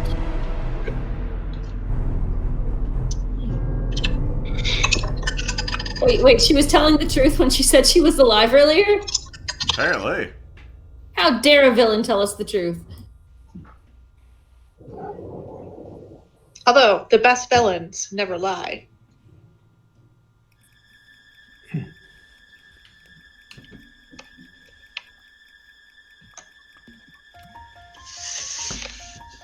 Uh, 21. Okay, baby girl, come here. Oh, wait. 20. Just a second.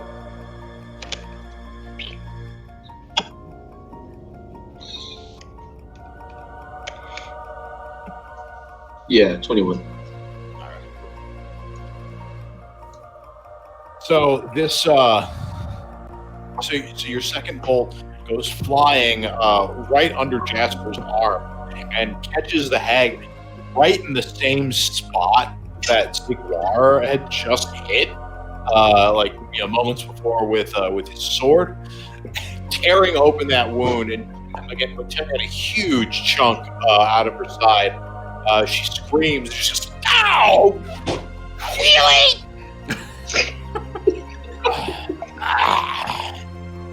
And it scowls at you, like seething from her.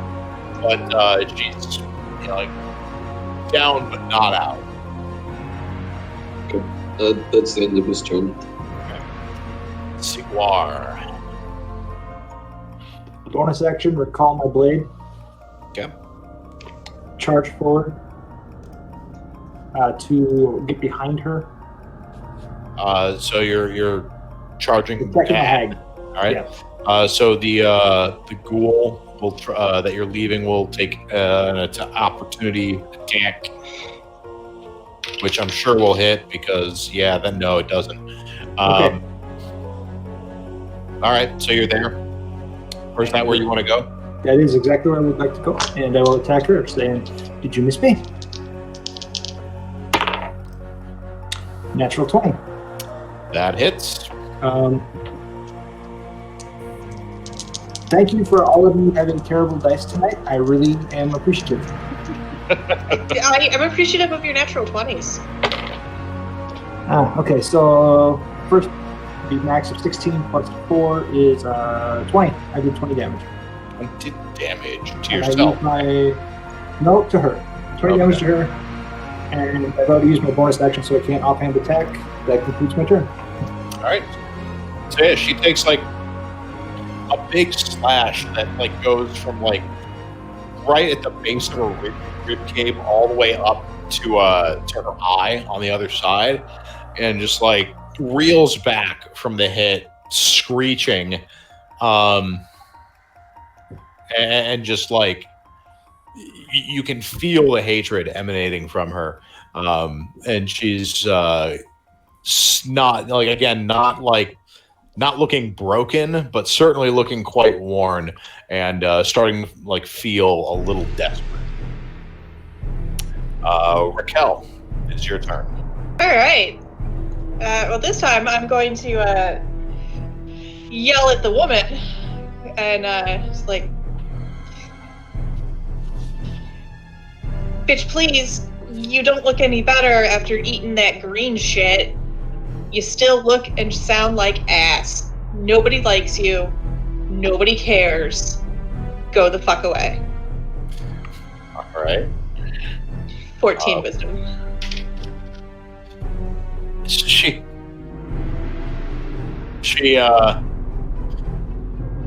hears your words. She's like,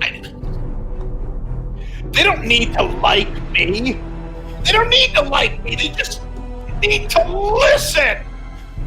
And like you think you might see a little tear, but it also might be blood coming down from the wound that she just got from Sigmar. But one way or another, roll for damage. Oh, well, 1. So I just kind of jabbed her a little. Like I say, you're not sure if that's a genuine tear or just some blood running down her cheek from her wound, but she seems wounded nonetheless. Yeah. Take that. Anything else for you? Yeah, no, I'm still with the whole flanking runaway thing, so All right.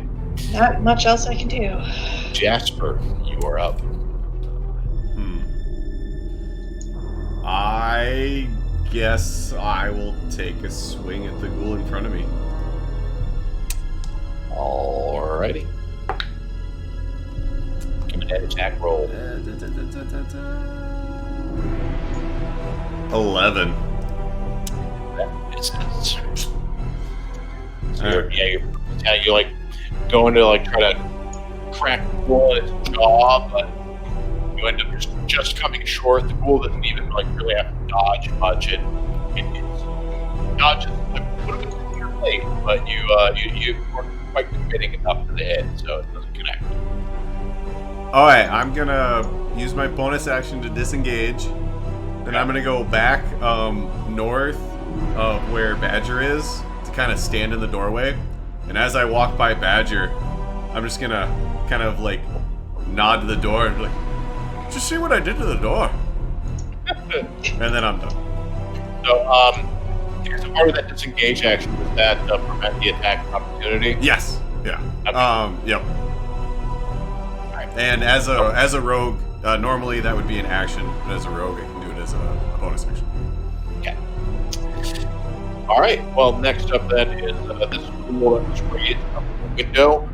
It's going to beeline for Sigmar and attack with his claws. That is a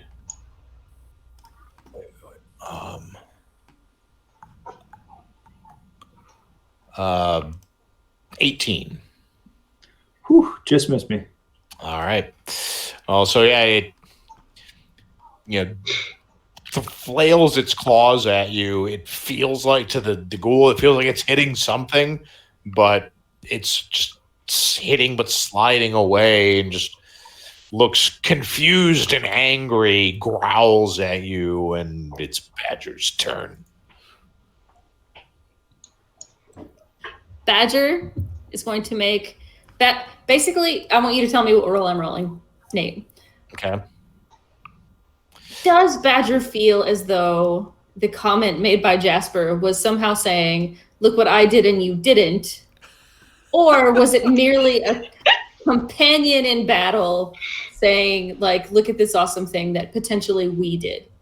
You that got it. insight? Come on, flip Yeah. a coin. You know what I was saying. You have to tell me how Badger would take it. The problem is that, like, you said, "Look what I did to the door," as though no one else did anything to the No, door. I said, "Did you see what I did to the door?" Same thing.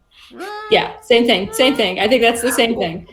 Well, I think it would. I mean, I don't know how Badger reacts to tone, but with that, depending on the tone it was set in, could possibly change the meaning.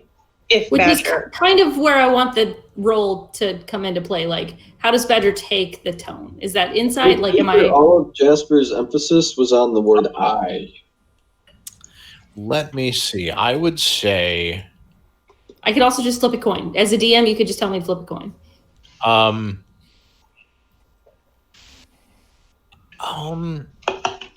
like I'd give it a perception roll. Perception. Okay. Considering how well, like the rapport and understanding that Badger has gained of Jasper. I'm leading in the rankings. Maybe not necessarily rankings wise, but whether or not Badger would think that being like Jasper making a dickish comment like that would be in character, I don't know. Yeah, I will say, although Jasper is winning, Raquel has had the most movement during our session today. which So, all right, I mean, considering I started like in the negative numbers, I think that's a good thing. All right. Badger rolled very, very high, and given the fact that you are highest in the rankings, that means it's in your favor. Badger does not think you were being a dick just then, and therefore continues. I was trying to take everybody. I was trying to take your mind off the fact that I had just missed. Oh, And I was walking over to the door. That's like, see what I did?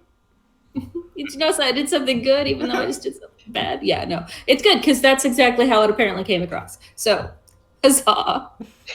We are going to, let's see. Even though there's a red circle, that is not a baddie. We got one baddie next to Raquel. How is Raquel working? Oh, I'm about halfway over. I'm over halfway beat up. Okay, then I go and assist Raquel because, again, Raquel has had the most movement, which means Raquel has the most opportunity in this particular session to do impressive things. Plus, I don't know how she made the bad guy cry. It didn't seem like that big of a zing, but there was a tear that was impressive. So there were actually quite a lot of points awarded for that. So let's go and assist Raquel. Where did that? Honestly, I think I've got enough movement to do this smart because somehow Badger is smarter than Grella in these scenarios. So Badger would attempt to flank the bad guy. All right. Well, Badger's somewhat more military-minded than Grelda. Grelda's a little more ear-minded. Grelda just, you hurt my friend, I hurt you. That's like the core of her being. Badger is definitely going to think about how can I be smart about this, even though Badger's intelligence is not the best. So here we are, flanking. Therefore, I do not do my the reckless attack. I can just do a regular attack. So I will regular attack with advantage for flanking with my great axe. Okay, that was a 17 to hit, and this one is a 19 to hit. Okay. All right, let's see how many ouches I do. You're really embarrassing me here, Dice. I'm just saying. Only 12. So Badger comes in with their great axe, going to swipe against the ghoul's neck, but the ghoul kind of like dodges to the side, which would be great if they had dodged the other way, because then they might have gone under the axe. But instead, they just moved further into the axe's line, chopping. So rather than coming in at the neck, it comes in right at the side here and just still cuts them right in half. And it crushes, like it crunched through the middle and just like looks down and it looks up and kind of like a look, and it just crumbles and All right. Well, I'm once again not going to push the body with my horns, so that is the end of my turn. I think that was probably most of my movement. Do I have any left? What did that take? That took 5, 10, 15. So you've got half your movement on it. You've got 15. Okay. Well, I'm going to move towards the big bad then. Okay. You could get right here. Let's do it. I'm standing there. I'm snorting and I look mad. Hemming in the horn. Wait, hold on. Wait, shoot. What was the last thing that Raquel said that was an insult? Nobody cares, nobody listens. Nobody knows. Oh, that's right. Okay, so for like my free action, I basically say, nobody cares. As like I have no idea why this is so effective. And it has no effect coming from Badger, but Badger says it anyway. So then I just like, so as Badger says this, like the witch like looks at you and just is like,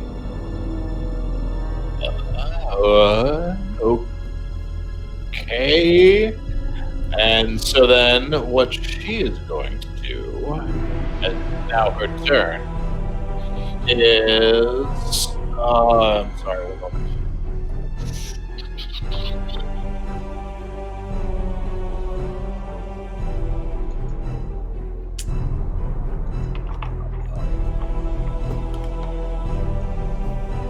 Sorry. One second.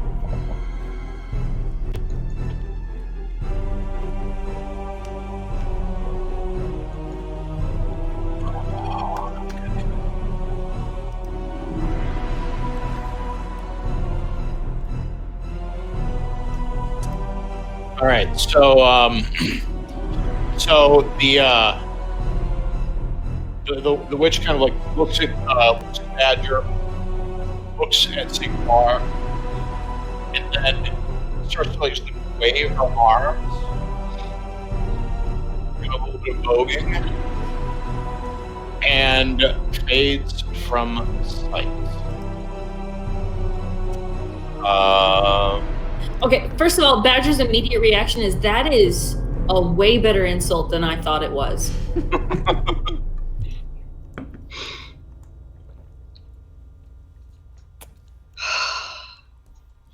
What is up with this place and people and things not sticking around to finish their fights?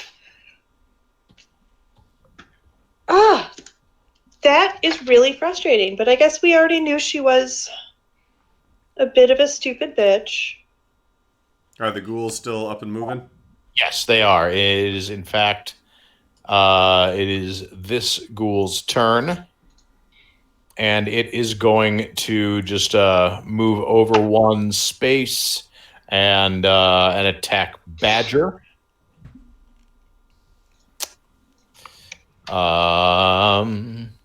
It's going to try to bite Badger for 12. That's a 12 to hit. I have 15 armor class, so that is gonna miss. So the ghoul like stumbles towards Badger, tries to get its jaws around them, but just trips over itself and misses completely. And that will be its turn. So it is now the ghoul at the foot of the bed's turn. It will move down to Garrick and attempt to bite him.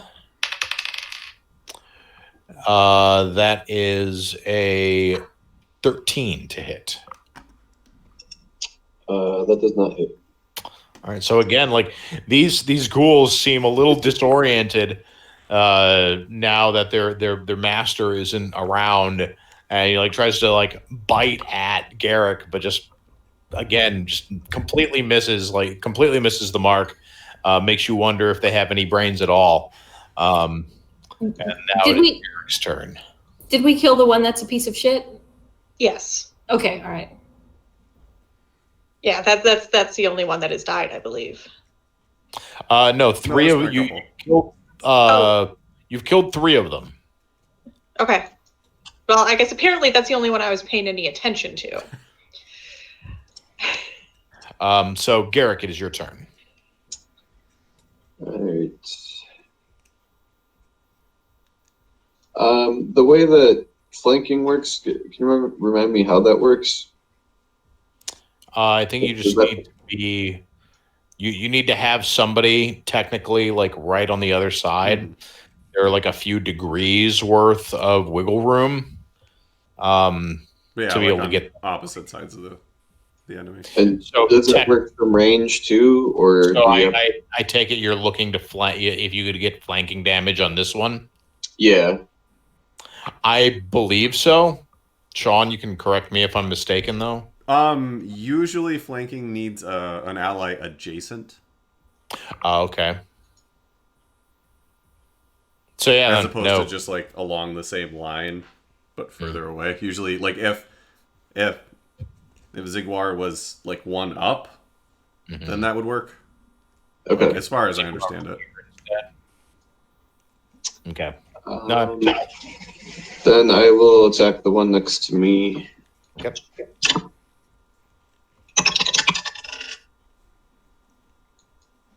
That is much better than I'm gonna get.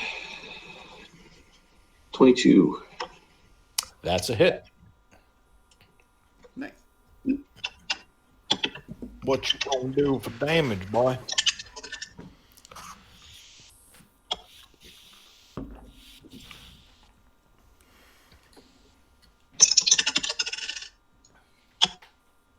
And this is undead again, correct?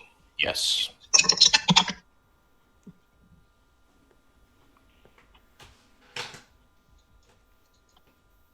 Uh, 20. All right. And this is with your crossbow? Yes.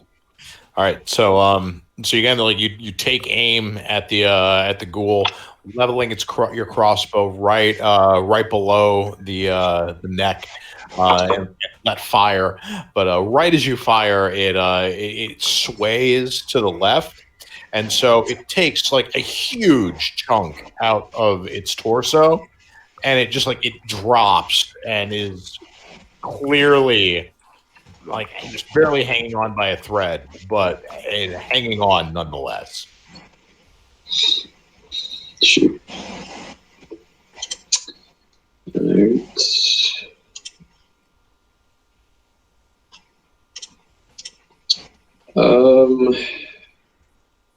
I guess I'll target that one again then. Okay. Really hoping to kill it.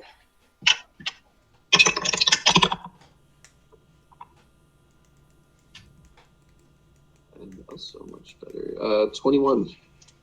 That hits.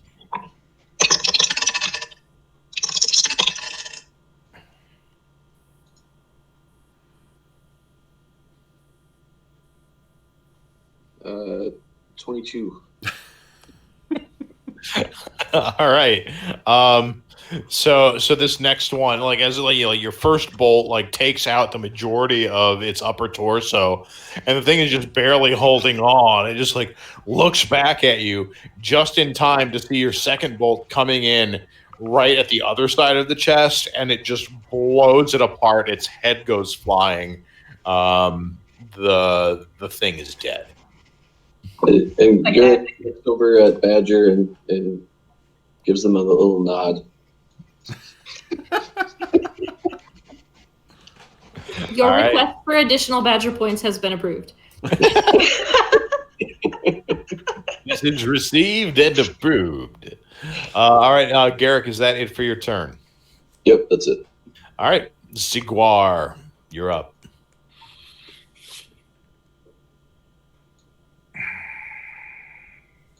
Ziguar assumes that Badger will continue to hack and slash at what they can see, and uses his action to allow his eyes to roll white, and uses his familiar's senses. His familiar has blind sight through echolocation. Where does the familiar hear the bad bitch? I do not believe the familiar would. If she's merely invisible, She is not. then I don't sense it. If she's not physically in the room, I don't hear it. So yeah, no, your familiar would not detect anything. This concludes my turn. It's not familiar with that. It's all of a sudden, Garrick has a heart attack.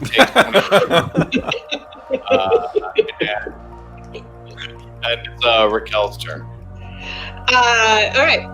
So I'm going to shout across to, I guess, the ghoul closest to me, technically.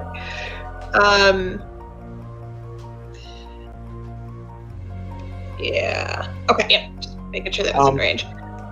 Can I still use my bonus action real quick? As a bonus action, basically just tell everyone she's no longer in this room. Sure. Fair enough. I will allow it. Thank you. Cool. In that case, no. So I'm still going to shout across the room at that ghoul that's closest to me and tell it, "Hey, you can't do shit without your mama around, can you, mama's boy?" What was that to save again? 14 wisdom. So the ghoul like Ted snaps up and looks at Raquel, snaps over and looks at where the witch used to stand, look down at its feet, just goes, "Mama," and takes damage.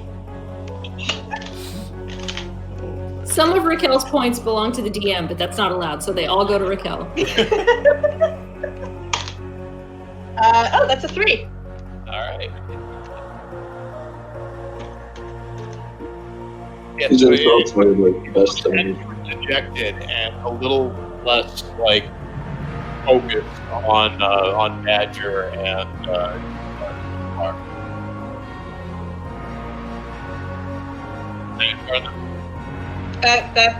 I'm good. All right.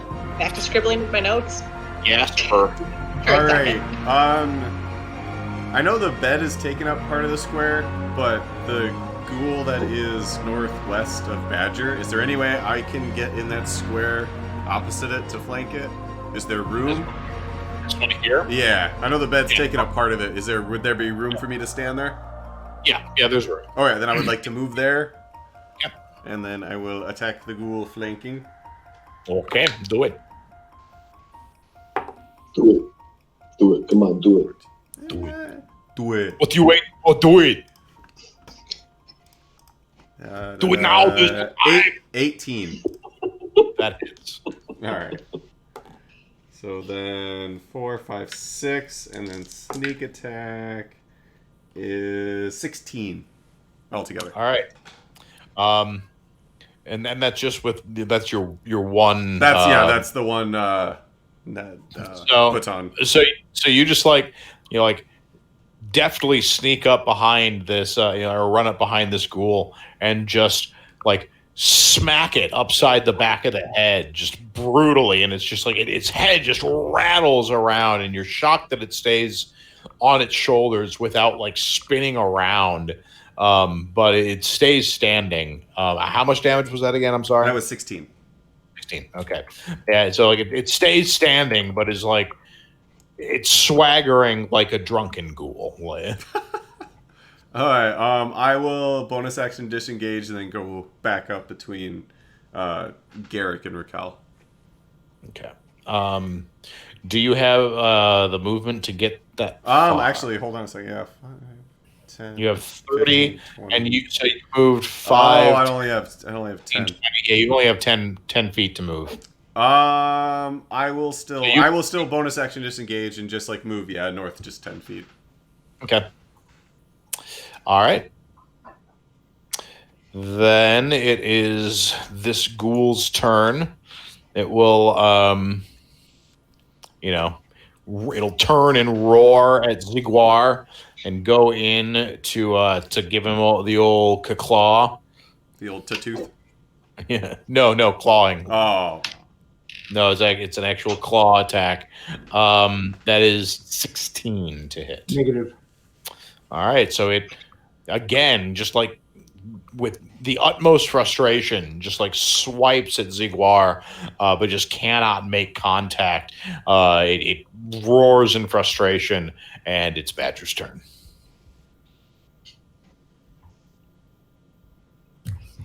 Well, I was going to attack the one north of me, but since it's no longer being flanked, I'm going to attack the one that is more potentially close to attacking a friend of mine, which would be the one to the south of me, so no flanking. So we get a reckless attack.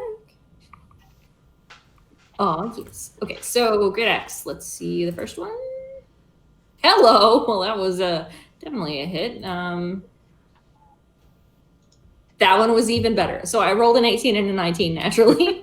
That hits. So yeah, pretty sure ouches are happening here. Ouches may now be applied. Give me your ouch.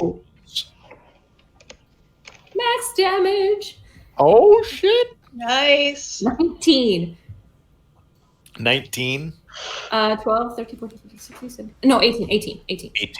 Wait, hold All on. right. Wait, hold on. All right, Rage, tell me your thing.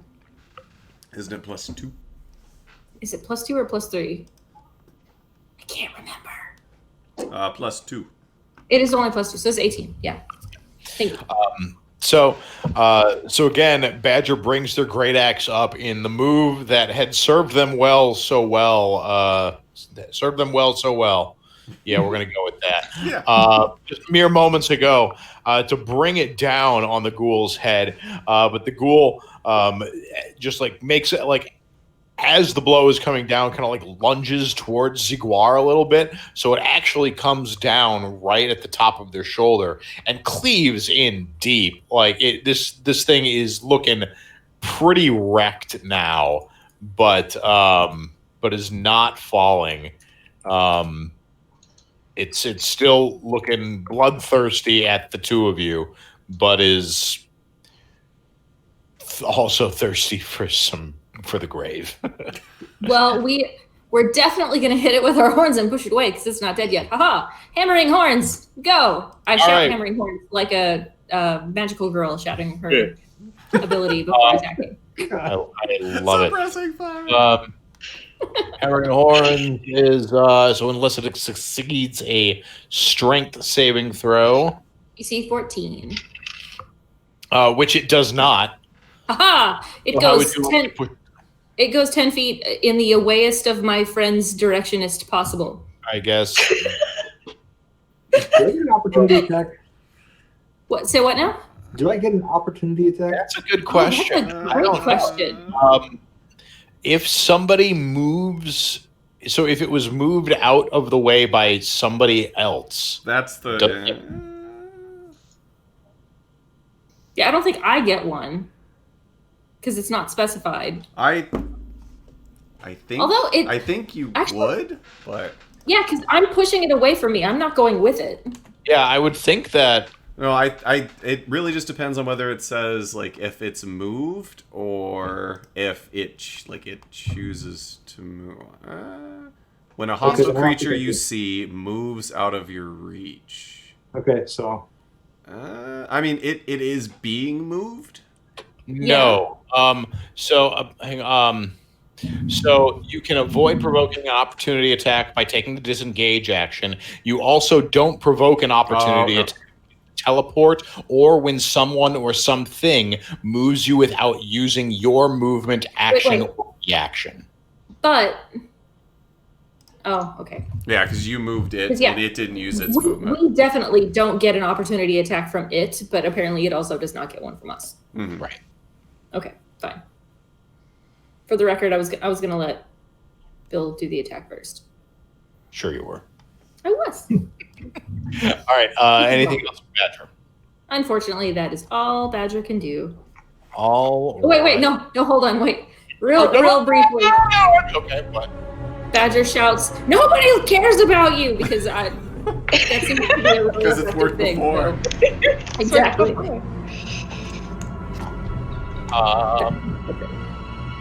Okay. So, let's see here. Sure.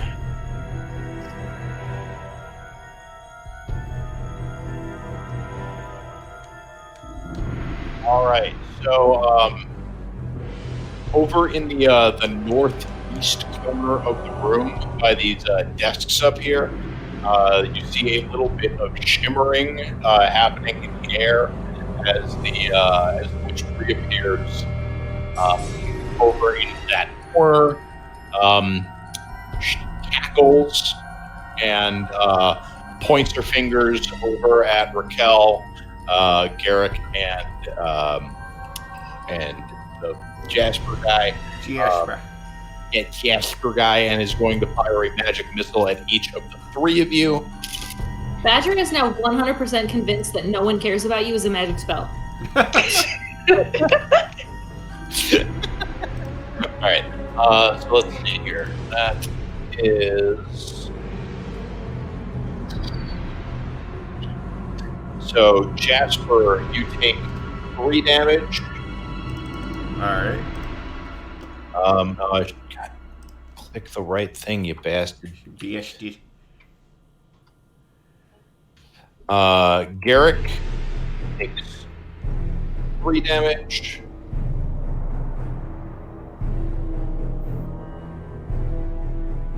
And Raquel takes 3 damage as well.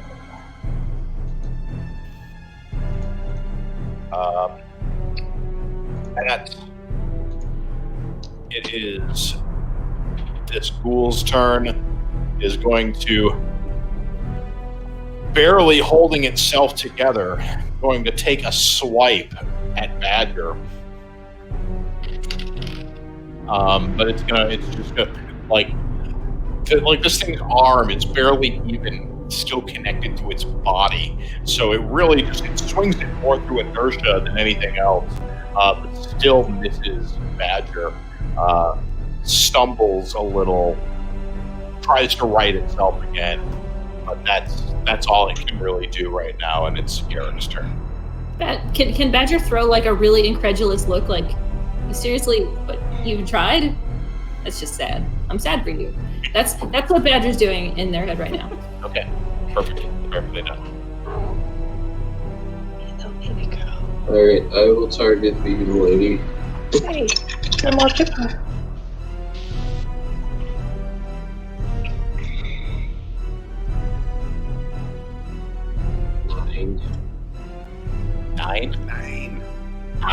Nine. That misses.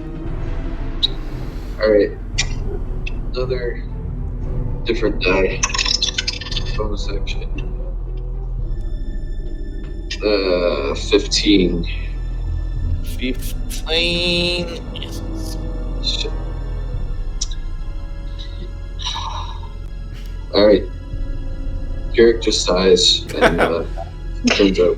Yeah, so after like firing two, Garrick was trying to like as the shimmering was happening, be like, aha, there! and he was just like fired a little too early. She wasn't quite where he anticipated. Bolts go wide. Siglar, your turn. Charge the hag. Avoiding the. You know what? It doesn't matter. Let it have a free opportunity attack at me. Charge straight at her. You just beeline at her? Okay. Yep. Yeah, so again, and the ragged ghoul will try to take an opportunity attack on you. But it's a 14. So. I swat its hands away as I'm walking past. All right. What do you do now? Without malice, without anger, simply continue to work. Attack her with my Shadow Blade. I'll take the 13 with the plus 6 to spell attack, right? Yeah, so. Is that it? What, a 13? 13 plus 6 is what? 19. 19, yes, that hits. Excellent. And damage is total of 8. Total of 8. So you come in with your Shadow Blade, just like coming down from the top, just like a quick slash up, catches her right on the bottom of the jaw, and like another spurt of blood goes flying, lets out a small screech, and it's just like, and again, just like recenters her gaze on you, and just this scowl of pure hatred crosses her face, directed right at Ziguar. I'm not going away until you finish me. You might as well focus right here. And then with my offhand attack, 14 total. That misses. Okay, with my offhand attack, I make a flourish and miss. All right, Raquel, your turn. All right. I am going to yell at the ghoul that is still hanging around. Say, oh, you had to go cry to mommy and bring her back. You can't cut this on your own. Wah. That this one you're going at? Yeah, because there's only the one ghoul left. Nope. There's one more up here. Oh, just fucking hiding on me. Sure. Okay. Yeah. It's here. Let me try to center things a little. Nope, that's the wrong way. Wrong center. Right. Well, the ghoul that I thought the remaining ghoul I thought was the only one remaining. Okay. One closer to me.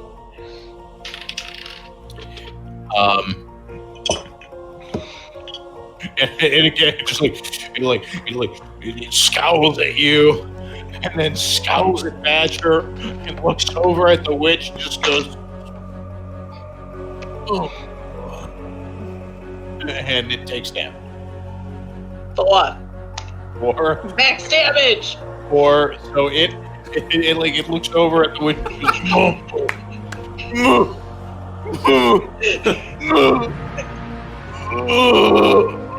and just disintegrates.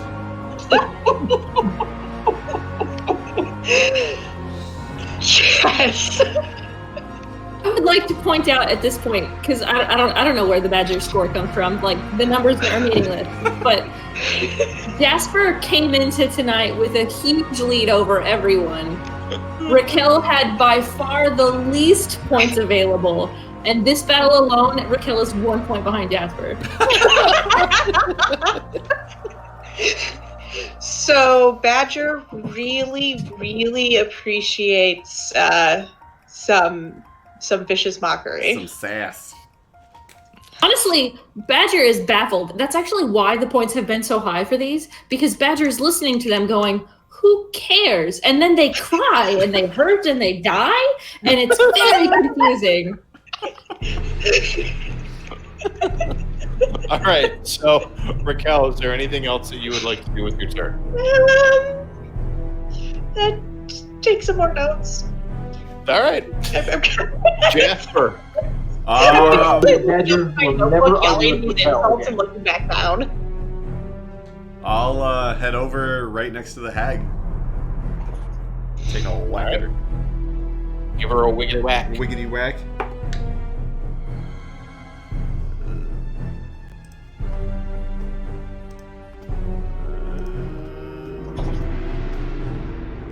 14. 14 misses. 14, yeah. Yeah, going with that first hit, but it just like knocks it out of the way and gives you this look. Like, what the hell are you bringing in my house? So that was 25? Wait, that was 25. I'm sorry, 25 movement. I'm sorry, I didn't say that. Oh, yeah, okay, yeah. Alright. Yes, 10, 15, 20, 25, yeah. I only have 5 more. You know what? I'm just gonna bonus action offhand then, Alright. since I'm that close. Roll it, baby, roll it. 20. That hits. Ah, there we go. Alright, so 4 plus sneak attack since Ziguar is right there. 13. Alright. I'll be back in 3 minutes, guys. Okay. Alright. So yeah, she takes like dodges that or like knocks out your first hit, but then it's clearly not expecting the second one. She was definitely expecting you to do what you've been doing and just back out.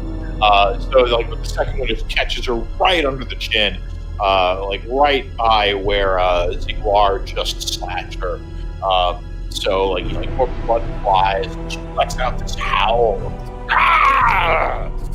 And so she's like, again, like definitely looking pretty beat up here, but real angry too.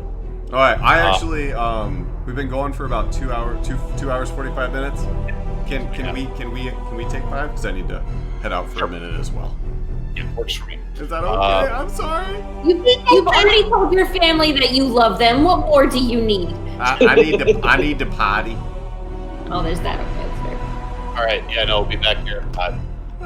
Thank you. Lone Ghoul in the window's turn, and he's going to run up to Badger and attempt to claw them.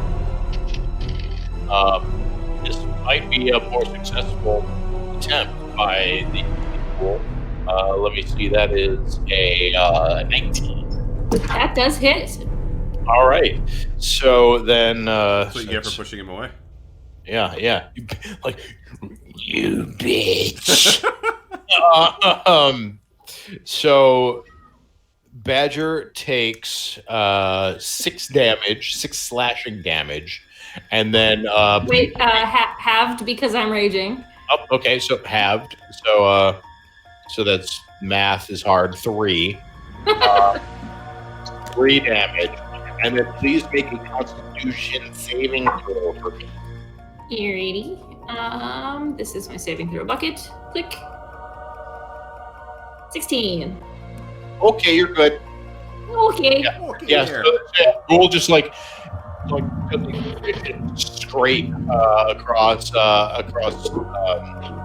Badger's chest, but Badger doesn't even flinch, and they just take it, and it like the Ghoul feels like he's like, I'm connecting, but then like sees immediately that like Badger don't care.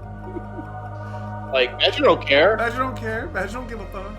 Badger goes, no, it is you who is bitch, and no one cares about you. Badger just got his belly rubbed. Their belly rubbed. So just like the Ghoul just kind of hides with just a little. Its claws stay ready, but they seem to be drooping a little bit. And now it's Badger's turn. Well, Badger was gonna let that ghoul try and live its life near the wall, cringing away from us, but unfortunately, Ghoul had other plans. So let's attack recklessly again, because God, I don't want to miss. That one was 19, and this one is less than that. So let's go with the 19. All right, that hits. Alrighty, then we have another max damage. 12 plus 4 plus 4. Yeah, thank you. Yes. So Badger basically just takes their great axe and blunt side. Doesn't even use the sharp end. Just backhands the Ghoul in the face and just completely obliterates everything above its torso. It's a bloody gore goes splattering out to the windows. Please tell me, does Badger get the gore as well? Badger like a gore bath. The Badger absolutely gets the more on themselves from this. It's like, because not only is it like a lot of it goes to their right, like out to to the south rather, but what remains from the bottom is like a fucking garden hose. like the lower torso of any being shouldn't contain this much blood, and somehow viscera too. But it's all fountaining forth from the base of this ghoul. Yeah. And 7 or 8 livers fly by. Yeah, it's obscene, really. Like, intestines coming out like streamers. like snakes. Yeah, like Yeah. snake in a can. Oh, best death of the game ever. All right, so then Badger will attempt to get as close to Mama as possible while attempting flanking, although it looks like there's tables going on there. Yes. Well, so there's, let's see. So Badger has 30 movements, which gets them, let's see, 5, 10. So they could. Yeah, there. Those are definitely tables, so you could try to get up there. But Badger is not known for their table dancing, so we're just going to go right south of that table right there. Yep. Right there? Okay. Yep. And blow a raspberry because I got nothing else I can do. That's it. That's the end of my turn. All right. No one cares about you. So little tear in her eye. Let's see. The hag's going to re-level her gaze at Siguar. Raise up her arms and so again, she's gonna cast Ray of Enfeeblement, but I'm not seeing what the hell to hit there. Ray of is it a saving throw? It says attack save is a con save. Then it would be a Constitution saving throw versus the hag's spell DC. I don't want to know exactly what. Hold on. I'm just gonna look up General Hag really quick, just so I can try and point you where on, like. Where. Are you on D&D Beyond? Yes. Yeah. If you just look up a then then it would be like. Nice. There are differences in the sheet that I have, but it is the core stats are the same.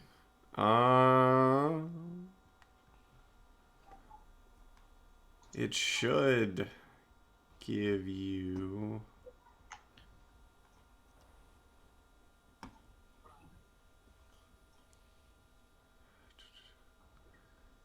So it just says con DC? Well, because all it has in the card is that it can use Ray of Enfeeblement, and then clicking on Ray of Enfeeblement in D&D Beyond, it just says that it's attack save is a con save. The black beam of innervating energy springs from your finger towards the creature within range. Make a ranged spell attack against the target on a hit. So it implies that there's a roll. Okay. Does it say what level spellcaster she is? They like to treat the hag as like a level 4 spellcaster, or because I would guess it would be somewhere in the 11 to 14 range. Because I know like wizard spell save DCs are based on like wizard level and a couple of other options.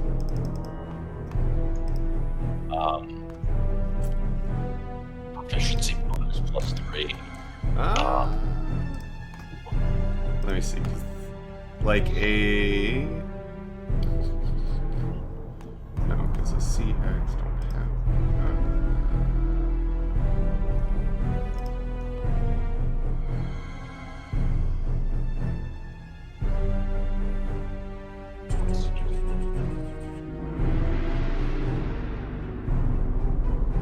Okay, like the Night Hag, it says innate spellcasting. Night Hag's spellcasting ability is Charisma, spell save DC 14 for a Night Hag, and that's a challenge rating 5.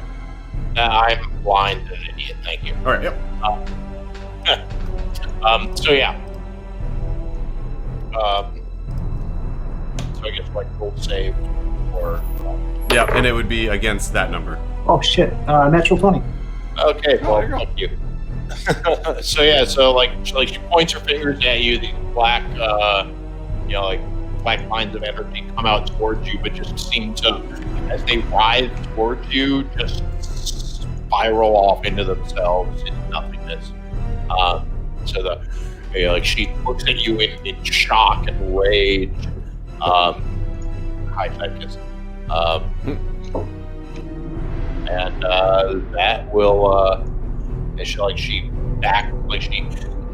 takes a few shuffling steps away from you as best she can, but as trapped against these desks. And Garrick, it is now your turn.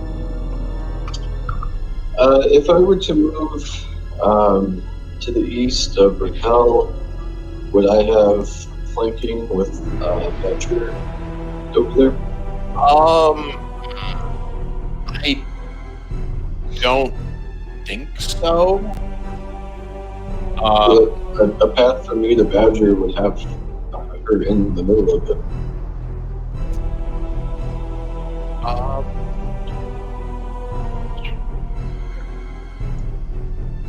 I mean, I don't know, how would you play it? I'm sorry to keep going to this well, but how would you play it? For me, it's usually directly opposite. So you would need to climb on the table if it were me. That's Sean never lets me have advantage when I'm using ranged weapons. Not never. Okay. So yeah, no advantage from where you're at. Okay, I'll stay where I was then. Okay.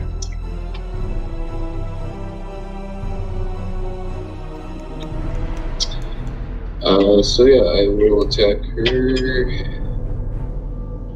And I have to decide which one of these dice that I hate the least.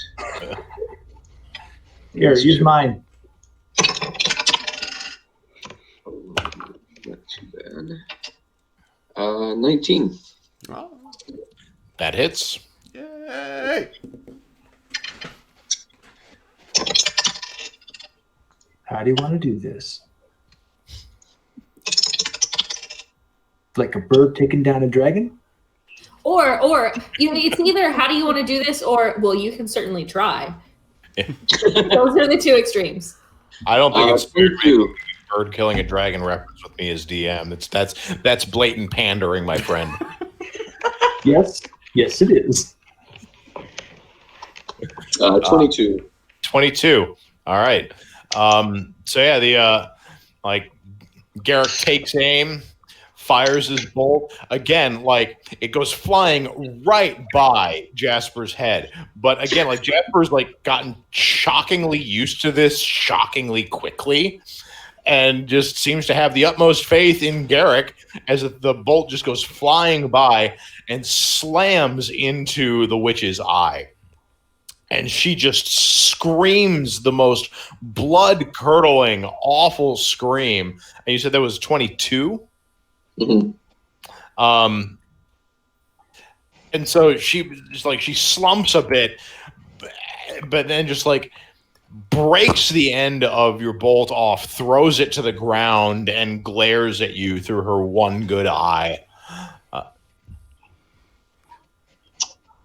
And how's she looking? She's looking pretty rough. Like she's been cut up and shot up quite a bit. Okay. I will use my bonus action, but I'm not going to do the -5 to attack this time. I should have, though. 25. 25? That hits. Wow, nice. Tickled my chops Yeah. as it went by.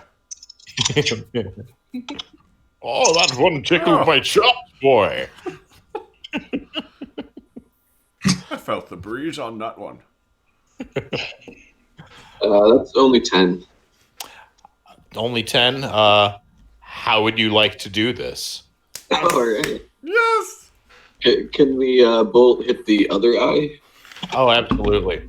So with this one, like, so she's like, she took the hit in the one eye, is glaring at you with the one good other eye, and you're like, and right as she focuses that glare on you, your other your crossbow comes right back into focus. You let launch, it goes flying almost through the other mutton chop for Jasper, and just hit dead center in that other eye. Her head snaps back, and she crumples to the ground slowly until she finally slumps over completely.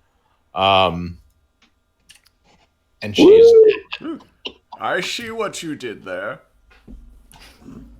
Additionally, not that it means anything, but you are now winning the Badger rankings. I am honestly I'm a little disappointed because I was hoping I would get to do another vicious insult, something with like, you look better now that you can only with one eye, or like, glad the world's gone a little flat for you, hasn't it? The vicious mockery kill was epic. I'm not gonna lie, that was amazing. I had so many good ones building with that like one eye thing going on though. Like that was. Nobody can predict where the Badger rankings go. All right, so she is dead. She is. So as her body slumps to the floor, her body starts to slowly melt and turn into this puddle of black ooze that slowly spreads out from where her body fell. Is there? If she was alive. Fascinating. I'm gonna look around. I want to pay attention to the green gem. Are there any like sticks or, longer objects that aren't easily attached to anything in this room? Not that you see immediately. Ziguar, what was that? First, in response to Raquel, Badger's horns are actually pretty long and easily attached to something. And secondly, I just want to pay attention to that green glowing gem. Mm-hmm. So, change. Yep. So you, as you look up to the ceiling, the victim stuck up there in the vines in the ceiling, and so for a moment you see him there, and he's still there. The gem's still pulsing. And then all of a sudden, the black vines that are just covering his body and digging into it recede and just die. As the vines die, they end up releasing the man down to the floor. I was gonna say the same thing. Race over, try and catch him. Yeah, give me a what is it? I call it an athletics check. Strength. Can I use acrobatics since I'm faster? Yeah. No, I'll give you that. Thank you. Where did it go? A total of 17. 17. Okay. So as the vines are letting him go, and he's dropping to the ground, you rush under him and are able to quite easily catch him gently in your arms and kind of like help him to the ground. And he still has the emerald embedded in his chest, and as you catch him, his body, you feel this almost unnatural spiritual weight to his body, and so as he lays back into your arms, kind of a large sigh releases from his chest. His eyes start to come into focus. He breathes shallowly, and as he looks over the room, he sees he looks at you, and he looks around the party, and he sees the dissolving puddle of ooze that was once the witch, and he smiles so slightly and says, "Thank you," before breathing his last and finally disintegrating into a pile of ash. The emerald is the only thing remaining, and it shines brightly with arcane energy. Can I do an Arcana check on it? You certainly can. See if I understand what this is. Please do. While he does that, can I hand one of my what's it called? Show me my weapons. Horns? No. Shockingly not that. Gosh dang it. Never mind. I thought I had like a pole arm or something that I could hand over. But I don't seem to, which is weird. I do, a javelin. Yes, I hand a javelin to Raquel. Oh, cool. Purposes. Yes. I want to, well, let's do the arcane check on, which can I lend support to that arcane check? Please do. Would you like to roll, or would you like me to roll again? How good are you at arcane checking? I'm all right. I'm all right too. Okay, I'll support you. Okay, I'll roll again. First roll I got was a 16. Second roll is a 17, and 6 is a 23. Thanks for the support. You're welcome. I'm paying attention here because this is kind of my thing. This is me being a DM dropping the ball here because I should have had this asset uploaded by now, but I didn't because I'm a bad I'm a bad dean and a bad DM. Clearly, he expected us to lose this fight. No, I honestly just forgot to add this one. Sure. Good cover. He didn't expect us to look up after the fight. Oh, okay. You have forgotten about the man stuck to the ceiling. Go about your business. Why did we come here again? This is not the man stuck to the ceiling that you were looking for. So as you investigate this emerald, you are able to completely understand its nature, which you should now be seeing on your screens. It is the Lecher's Emerald. It is a wondrous item.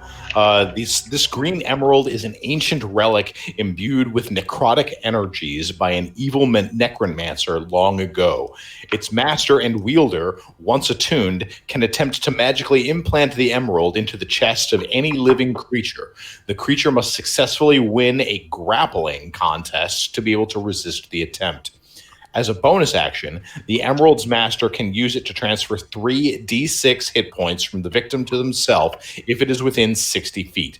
The Emerald has 2 charges per day and regains all of its charges at dawn. The gem exerts no control over the victim otherwise, but the master of the Emerald knows its direction and distance at all times. If the Emerald crosses into another plane, the owner knows which one. In order to extract it, a skilled physician can remove the gem on a successful DC 17 intelligence medicine check, but the patient suffers 4d10 piercing damage on every attempt. A greater restoration spell can be used to eject the gem. The emerald radiates evil, and should its master ever use it for its intended purpose, their alignment permanently shifts a step closer to evil. That is fascinating. I would love to. I was going to take it to my university for study and safekeeping rather than destroying it. What did you guys find there? The rest of us still don't know, right? Yeah, you haven't communicated this to the rest of the group yet. An item of evil that should be destroyed.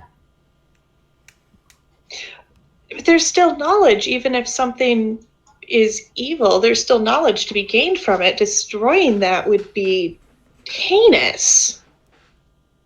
I have no intention of using it, nor would anyone in my university, but if we can understand its creation, it's the life cycle of the object, as it were. I mean, what else could we?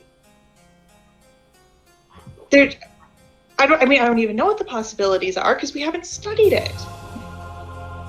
Jasper would look at Zigwar. Can you destroy it? I know not.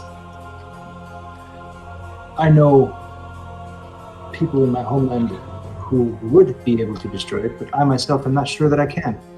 Not yet. Should I smash it? Then the same No!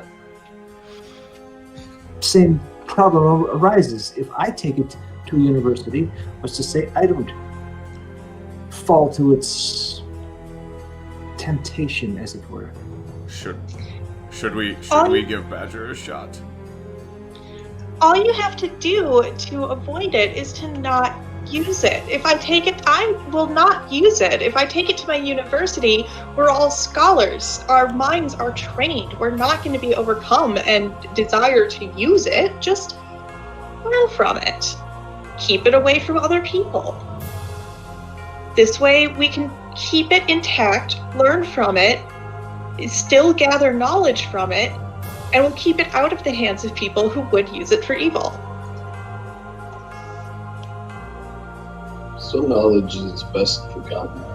I No. still wish to smash it. No Okay, knowledge should be forgotten ever.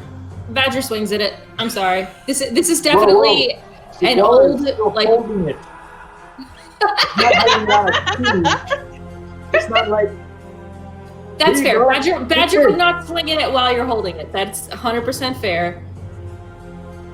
But Badger definitely like looks like I want to swing at this. Like there's very much intent in Badger's stance and weaponry and everything. Do you continue to hold it and then try and protect it, or do you put it down? You know what? Just to sake of argument, Joe, have Raquel roll a persuasion check. That's a good call. Can I roll against that with my intimidation check? You certainly can. Actually, Do wanna you just try need to roll a intimidating passive. with me? Do you Badger. want to try? I mean, like, No. I am game going up intimidation with you. Persuasion, I rolled 15 plus 6, 21 persuasion.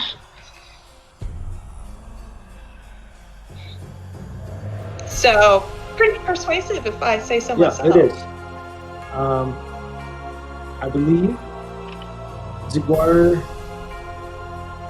would pocket the gem at that point and said, I will accompany you to see this quest to a university is completed and turn it over to The proper people. I you know right now literally in my brain is the meme of the after all why shouldn't I keep it? See, I kept hearing Raquel talk, and I saw Indiana Jones. It belongs in a museum. it's And kind then of taking it to the university and then ending up in that giant warehouse with all the plates Yeah. which is exactly what I don't want to happen. around But it. if you will agree to that, Absolutely. I just want the knowledge to be preserved. the knowledge of how to destroy it, not how to reproduce, not how to use, not how to turn loose on others. We're going there to destroy it. Yes? Once we've... Yes, it will be destroyed. Or at least rendered inert Certainly. in some fashion. If the point Yeah. is to destroy it, why not give it a shot right now? Because we don't have a chance to fully study it right now. Because she rolled a 21. I know, but that's what I'm asking. I'm asking Ziguar. If you want to destroy it, why not just give it a shot right now instead of allowing the knowledge to make another one? There's more than just making Okay, so it now that you're we trying to can persuade me learn. to keep it. This Roll heartbeat in the persuasion check, background John. is so good. Roll persuasion check. Sorry we're taking over here, Nate. No, it's no. I like this is good. This is good. Mine This is like gonna exactly be what my nowhere. character I'm gives a shit just about. sitting here, rolling dice completely inconsequentially. Uh-huh. Mine's only a 9. If that's what. Yes! I find your argument somewhat less than hers. No All offense right. is meant. All right, I suppose we'll see how long it is before we have to face this. Before I run into something else using another one of these. Garrick decides to investigate the room while this is happening. All right, I'm looking at my Badger rankings, and as a result of where they currently stand, the fact that Jasper also feels like this should be immediately destroyed, Badger steps forward, and I think this actually would be sort of an intimidation check on Badger's part. This is not persuasion. This is not, I think I can outthink you. Badger knows that they are not as smart as the other party members. This is evil. We should kill it. And like holding, like, not I'm going to hit you with the axe, but like literally like this is just like so important that it's just like kind of almost vibrating through Badger's body. And there's like clear intent of like, I will smash a thing, but you're not afraid for yourself. You're more afraid. I just want the gem. I want to try and smash it. The priceless historic door that documented so much history in this area that that we didn't know before, that's been lost, has already been destroyed. And literally, the moment you're concerned about the fucking door, Badger flies into a rage again. I'm marking off another goddamn rage about the fucking door. I give no shits about the door. To bring the door up, we have an evil gem. We literally have an evil gem. It is an evil gem. An old We know it's gem. evil. We're not even questioning that it's evil. No. Everyone knows it's evil. There's no question that it's evil. It's been around for a while. Who knows? Maybe it has like a gem memory in it, and it has like records of the things that it has seen. No, I'm not even Like listening. that door fucking had. I'm literally not listening. You will let me smash the gem, or bad will happen. I don't know what the bad is. If you're going to push me that far, we'll find out what the bad is, but you're going to let me smash the gem. So, while this is happening, Garrick, you're checking out the room. You were doing your investigation check. Can you give me that roll, please? Sorry to put a pin. No, please it's hold fine. on to the energy, but I want to get this investigation out of the way before we go any further. 22. Okay, so looking around the room, the only thing of note that you see, aside from the emerald that the heated discussion is happening around, is in the melting puddle that was the Night Witch. You find a Heartstone in there, which belonged to the Night Hag, and her soul bag. But that's all that is of aside from the piles of the piles of bodies around the room draw no attention to you. The pile of ash that was General Montarthus, nothing interesting there. The main points of interest in the room seem to be the emerald, and then the Heartstone and the soul bag from the Night Hag. Soul Does bag. Garrick hold a Heartstone or a soul bag? They are basically necrotic items that are pretty much just attuned to the Night Hag, I believe.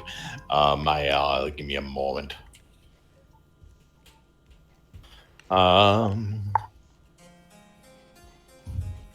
Are we about to end up with some PvP here? Was that what's going down? Maybe. Yeah. I don't know. Raquel just lost 20 points. That's the biggest change anyone has had yet. I am absolutely finding out how to make an animated bar graph and just have it running in the bottom right throughout this whole thing. I love fucking the Badger rating, man. I love that Raquel was winning for a brief moment, a brief shining moment. She went from Badger thinks you're the most irritating person in the party to somehow that's to our advantage because you can irritate other people to now, oh no, I'm sorry. You literally know it's evil. Yeah. Okay. Knowledge. Badger would hate me.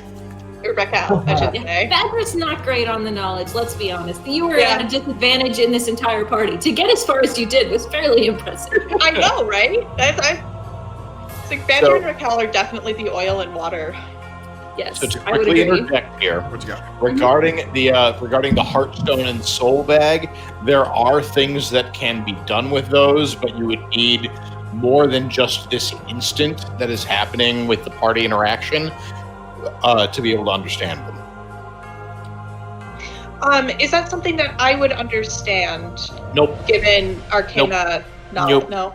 You, And I would giant minotaur breathing down your neck. You might I was not gonna even say, I don't notice. even know if Raquel is happening. paying any attention to what Garrick would be doing. yeah, I don't think yes, I think am. that at this point, like maybe Sigwar would notice what Garrick is doing, maybe, but certainly not Badger or Raquel. Actually, I would say, so I don't know if y'all are watching the Badger ratings as I'm updating them. So Jasper, you have the strongest chance of influencing Badger's behavior at this point. Garrick has the second largest chance of actually influencing the behavior. Raquel, you're gonna lose. Like, you cannot change Badger's mind. And Zigguar, you also, like, you pocketed the gem, so you're also actually pretty low on the scale right now. I would like to disagree with the DM. I'm kind of paying attention to everything right now because I'm really interested. The reason I've got that javelin is so I can poke at the arcane pile. Yeah, no, like I'll give you that. So like you notice that like while you are in this heated discussion, you're still like you're aware that that Garrick is messing around with the puddle of Night Hag and has picked up some stuff, has identified some stuff in that pile. So I'll give you that. All right. Jasper just looks at Zigguar and is it going to get destroyed? That is my intent.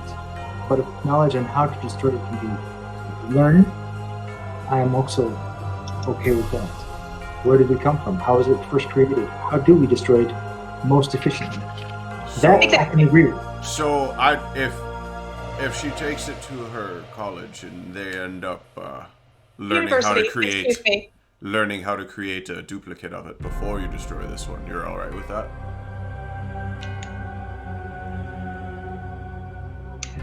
Look, there are things. If you are, I'm fine with it.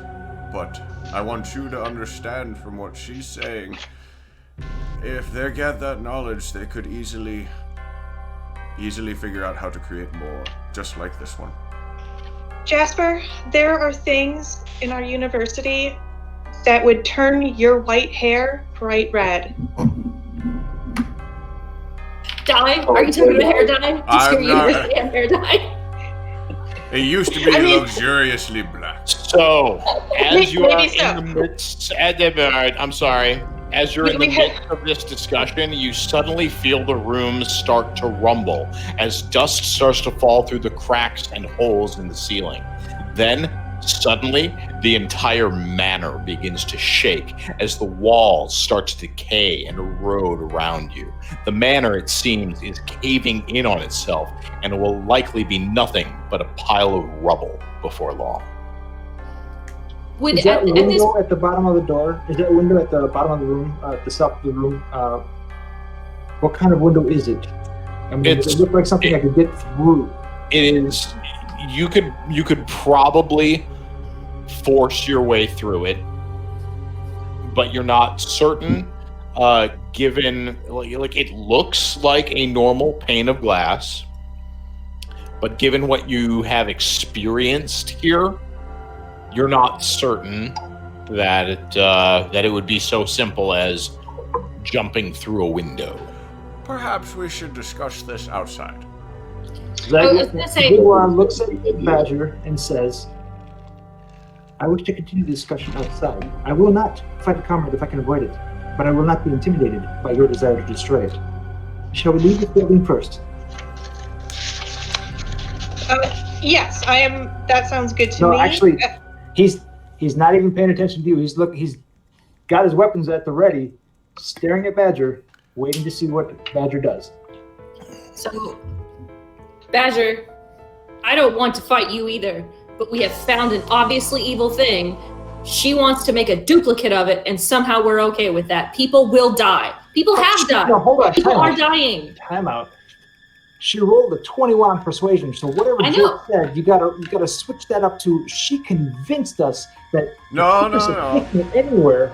It's Not for necessarily, to like- learn No. and destroy. The I will say as like So perception That's- or persuasion doesn't mean shit. that's if you roll not 21 persuasion, you it doesn't that mean no Bill, that works on NPCs. You as player characters get to have a greater say in how you take what's happening. Persuasion, intimidation, that is like 99% used on like NPCs and villains and stuff like that. In party, you get to control your character. And also, like, if a you're certain assertion inclined- is against the grain too far for you, right. then you don't do it. Yeah. Like somebody else's role isn't going to fundamentally change. The Your biggest thing would be like a deception. Like if somebody in the party is intentionally trying to lie to you, you can roll a deception check to see how well they're lying. But when it comes to persuasion, if you want to allow somebody to roll persuasion against you, that's fine and you can do that, but that's not like a forced thing on everybody in the party. Because And if you react how you react. If you feel like you're ambiguous on how you might respond, then a persuasion could definitely sway you one way or the other. In this case, Badger has no inclination that it's smarter to make a duplicate and potentially hurt a lot more people than to just at least attempt to break it now. Badger's not against finding other ways to try and break it, but why do we not do the most obvious thing now? Like, Badger's kind of one track. Make a persuasion. Breaking it right now could release the evil in ways that we have no idea how to understand or control and make everything worse. I'm out the Badger's not window. saying any of this. I was gonna Badger's say, not saying anything. Jasper Window. is starting to head for the door. Yeah. I'm headed out. Too. Okay. Yeah, so Garrett, just grab those things. I'm curious I want to check those out deeper as well. But yes, let's get out of here. So second. All right. Good timing. I need let's see. I need each of you to give me a dexterity saving throw.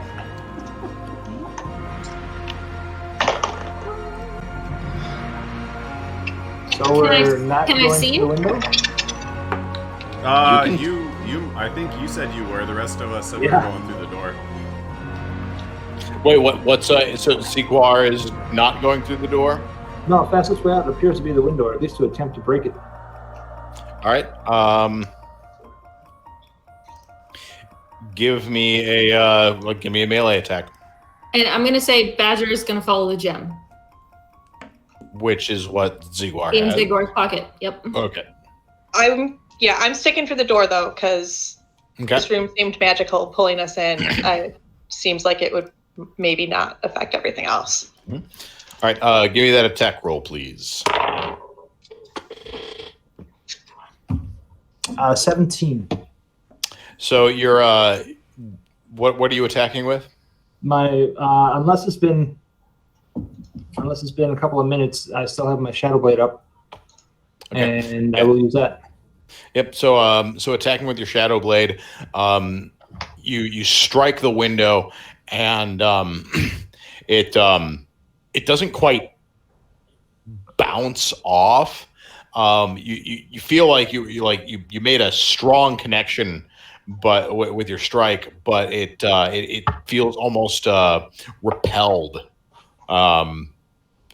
but not how to put it. It did not do the damage I expected. It resisted you. It resisted you much stronger than you expected to, but it did not resist you in a way that you felt any further action would be completely frivolous. But not quickly defeated. Great. Given the right strike. I take a step to the side and see if Badger's going to swing at it. If Okay. not, then I'll head for the door. Given that, since I did fly into a rage during our fight, am I still raging? How long does rage last? Or just as a general rule? Up to 1 minute. As long as- 10 rounds. You know what? I'll given how quickly the interaction and how heated that last interaction was, I'd say you're still raging. Then, rather than attack my compatriot, I do attack the window. Hopefully he Okay. notices, but that's definitely not what Badger's caring about right now. I definitely attack recklessly. All right. Because I have failed to attack non-moving inanimate objects recently. Give me them rolls. Give me them rolls. All right, let's do it. First one is a 16.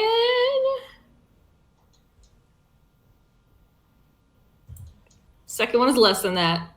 Yeah. So like you have a similar result, except your axe bounces a little bit more forcefully from the window. So you get the notion that it's not an impossible task, but it is not perhaps a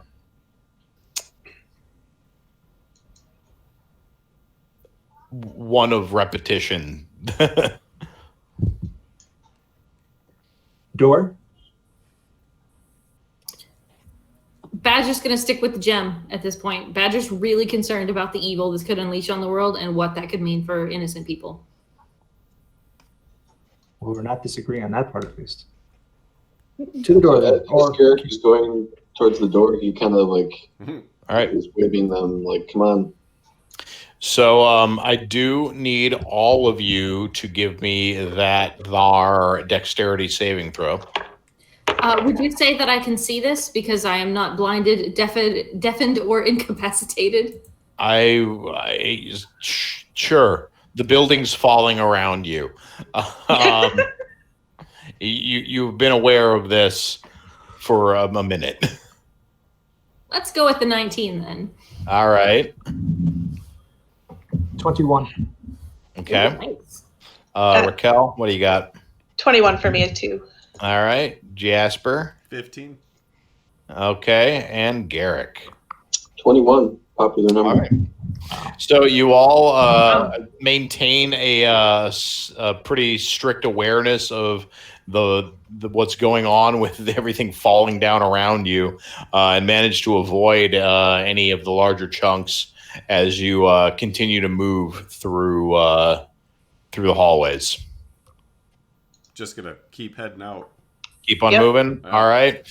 Well, Around as the you corner, all down the stairs.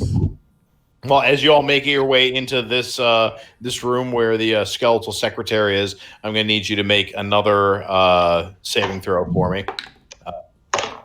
Dex, Oh. still. Yes, dex throw. Oh. 10. I'm sorry. Who was the 10?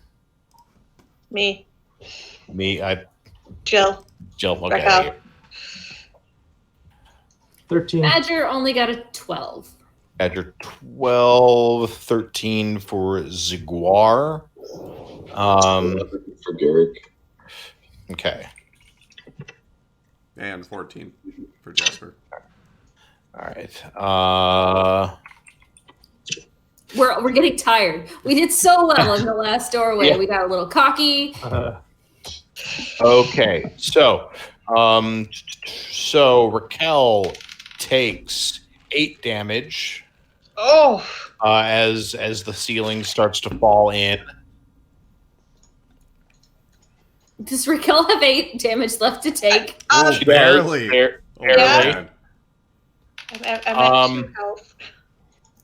Garrick takes 6 damage. Mhm. Ziguar takes 5. Is it considered a combat round? Basically, I can still cast spells as a reaction to defend. It's not technically a combat round where you're dealing with traps and environmental shit at this point. But if you have something to deal with, incidental melee damage, lay it on me. I can absorb. Well, I was going Hit to it when cast the shield music- spell, basically. I hit it when the music is appropriate. That is appropriate. You hate it when the music's appropriate? I know, it was so dramatic. Like, are you gonna die as a result of this? It was epic. Very much. Very much. Will casting shield help in this situation? Let's take a look-ski.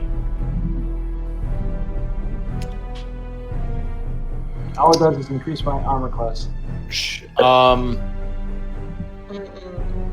No. This isn't going against AC. Yeah, no, not in this instance. Okay. Damage away. All right.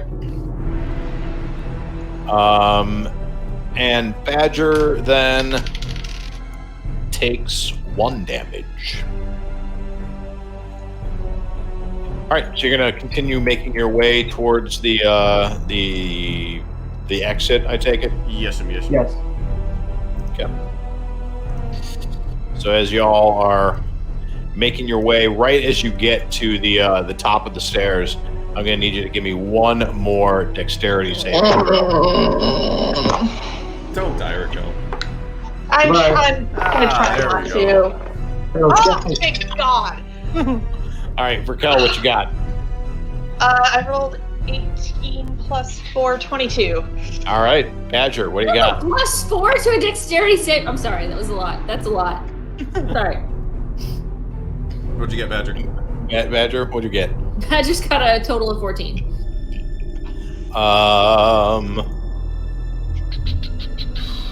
Okay. Jasper. 23. Okay. Ziguar. I also have 17. plus 4. And Garrick. 8. Oh. All right, so Garrick is going to take 2 damage as debris continues to rain down on the party. So now here's going to be the fun thing. We'll see if I can pull this off properly. Wait, fight the doll again? I want to fight the doll again. Yeah, no, I'm. Yes, that's what's happening. That would be horrible. All right, there we go. All right, so now that y'all are, come on. All right, now let me see your all right, cool. You can see everything. Beautiful. I am such a good DM.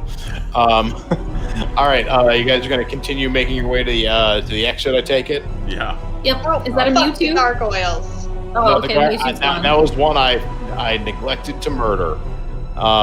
So as you guys are just at the entrance, I'm going to need you to make 1 more dexterity saving throw. You said that last time, guys. You see this thing here? Yeah. Just one more. One more.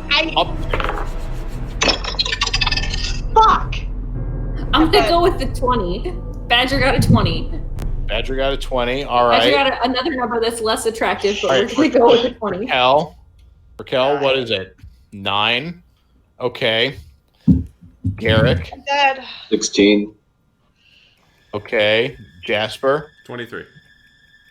And Ziguar. 23. But I can borrow 10 to her if she really needs it. All right. So, Raquel It works that way, for sure. takes 1 damage. Oh my God! What? For the record, Badger would save you. Badger would drag your hyperventilated corpse out of the building, but still, I'm glad Badger doesn't have to. Damn. All right. Oh man. So Raquel takes 1 more hit, to the head, staggers. Badger goes in, grabs her by the arm, yanks her as the rest of the party makes their way outside of the mansion. And as you make it outside, let's see here. To fight an undead beholder. So you all scramble outside, and as you manage to escape the falling manor, which has been the epitome of true evil, the night hag Gertrude has been defeated, and the undead have been laid to rest. You don't know much about the night hag's final victim, other than it must have been the previous general Montarthus of this manor. But you know that since you did take this emerald, they've turned to dust. At least that final victim is resting in peace. The night begins to grow colder as the first hints of dawn start to creep over the horizon. It is then, amongst the woods that surround the manor, you notice a glowing pair of crystal eyes. I love Again, it. the timing with Has the it been bandits this whole time? No, dude. Horrifying giggle Oh. carries over the now still night air, and the eyes fade into blackness. the fucking doll. And behind you, the manor crumbles to dust, debris and rubble falling upon everything that you had just experienced over the last several hours. But now there's nothing left of the manor beside rubble. Just to be sure, the pool with the undead beholder is also squashed, crushed, and otherwise completely, totally destroyed. Yes, everything looking to the south of where your tokens are now, it's all rubble. There are no signs of life anywhere around you. Okay, I want to be sure because I was saving a last couple of spells to use on the beholder, not Badger. Badge holder.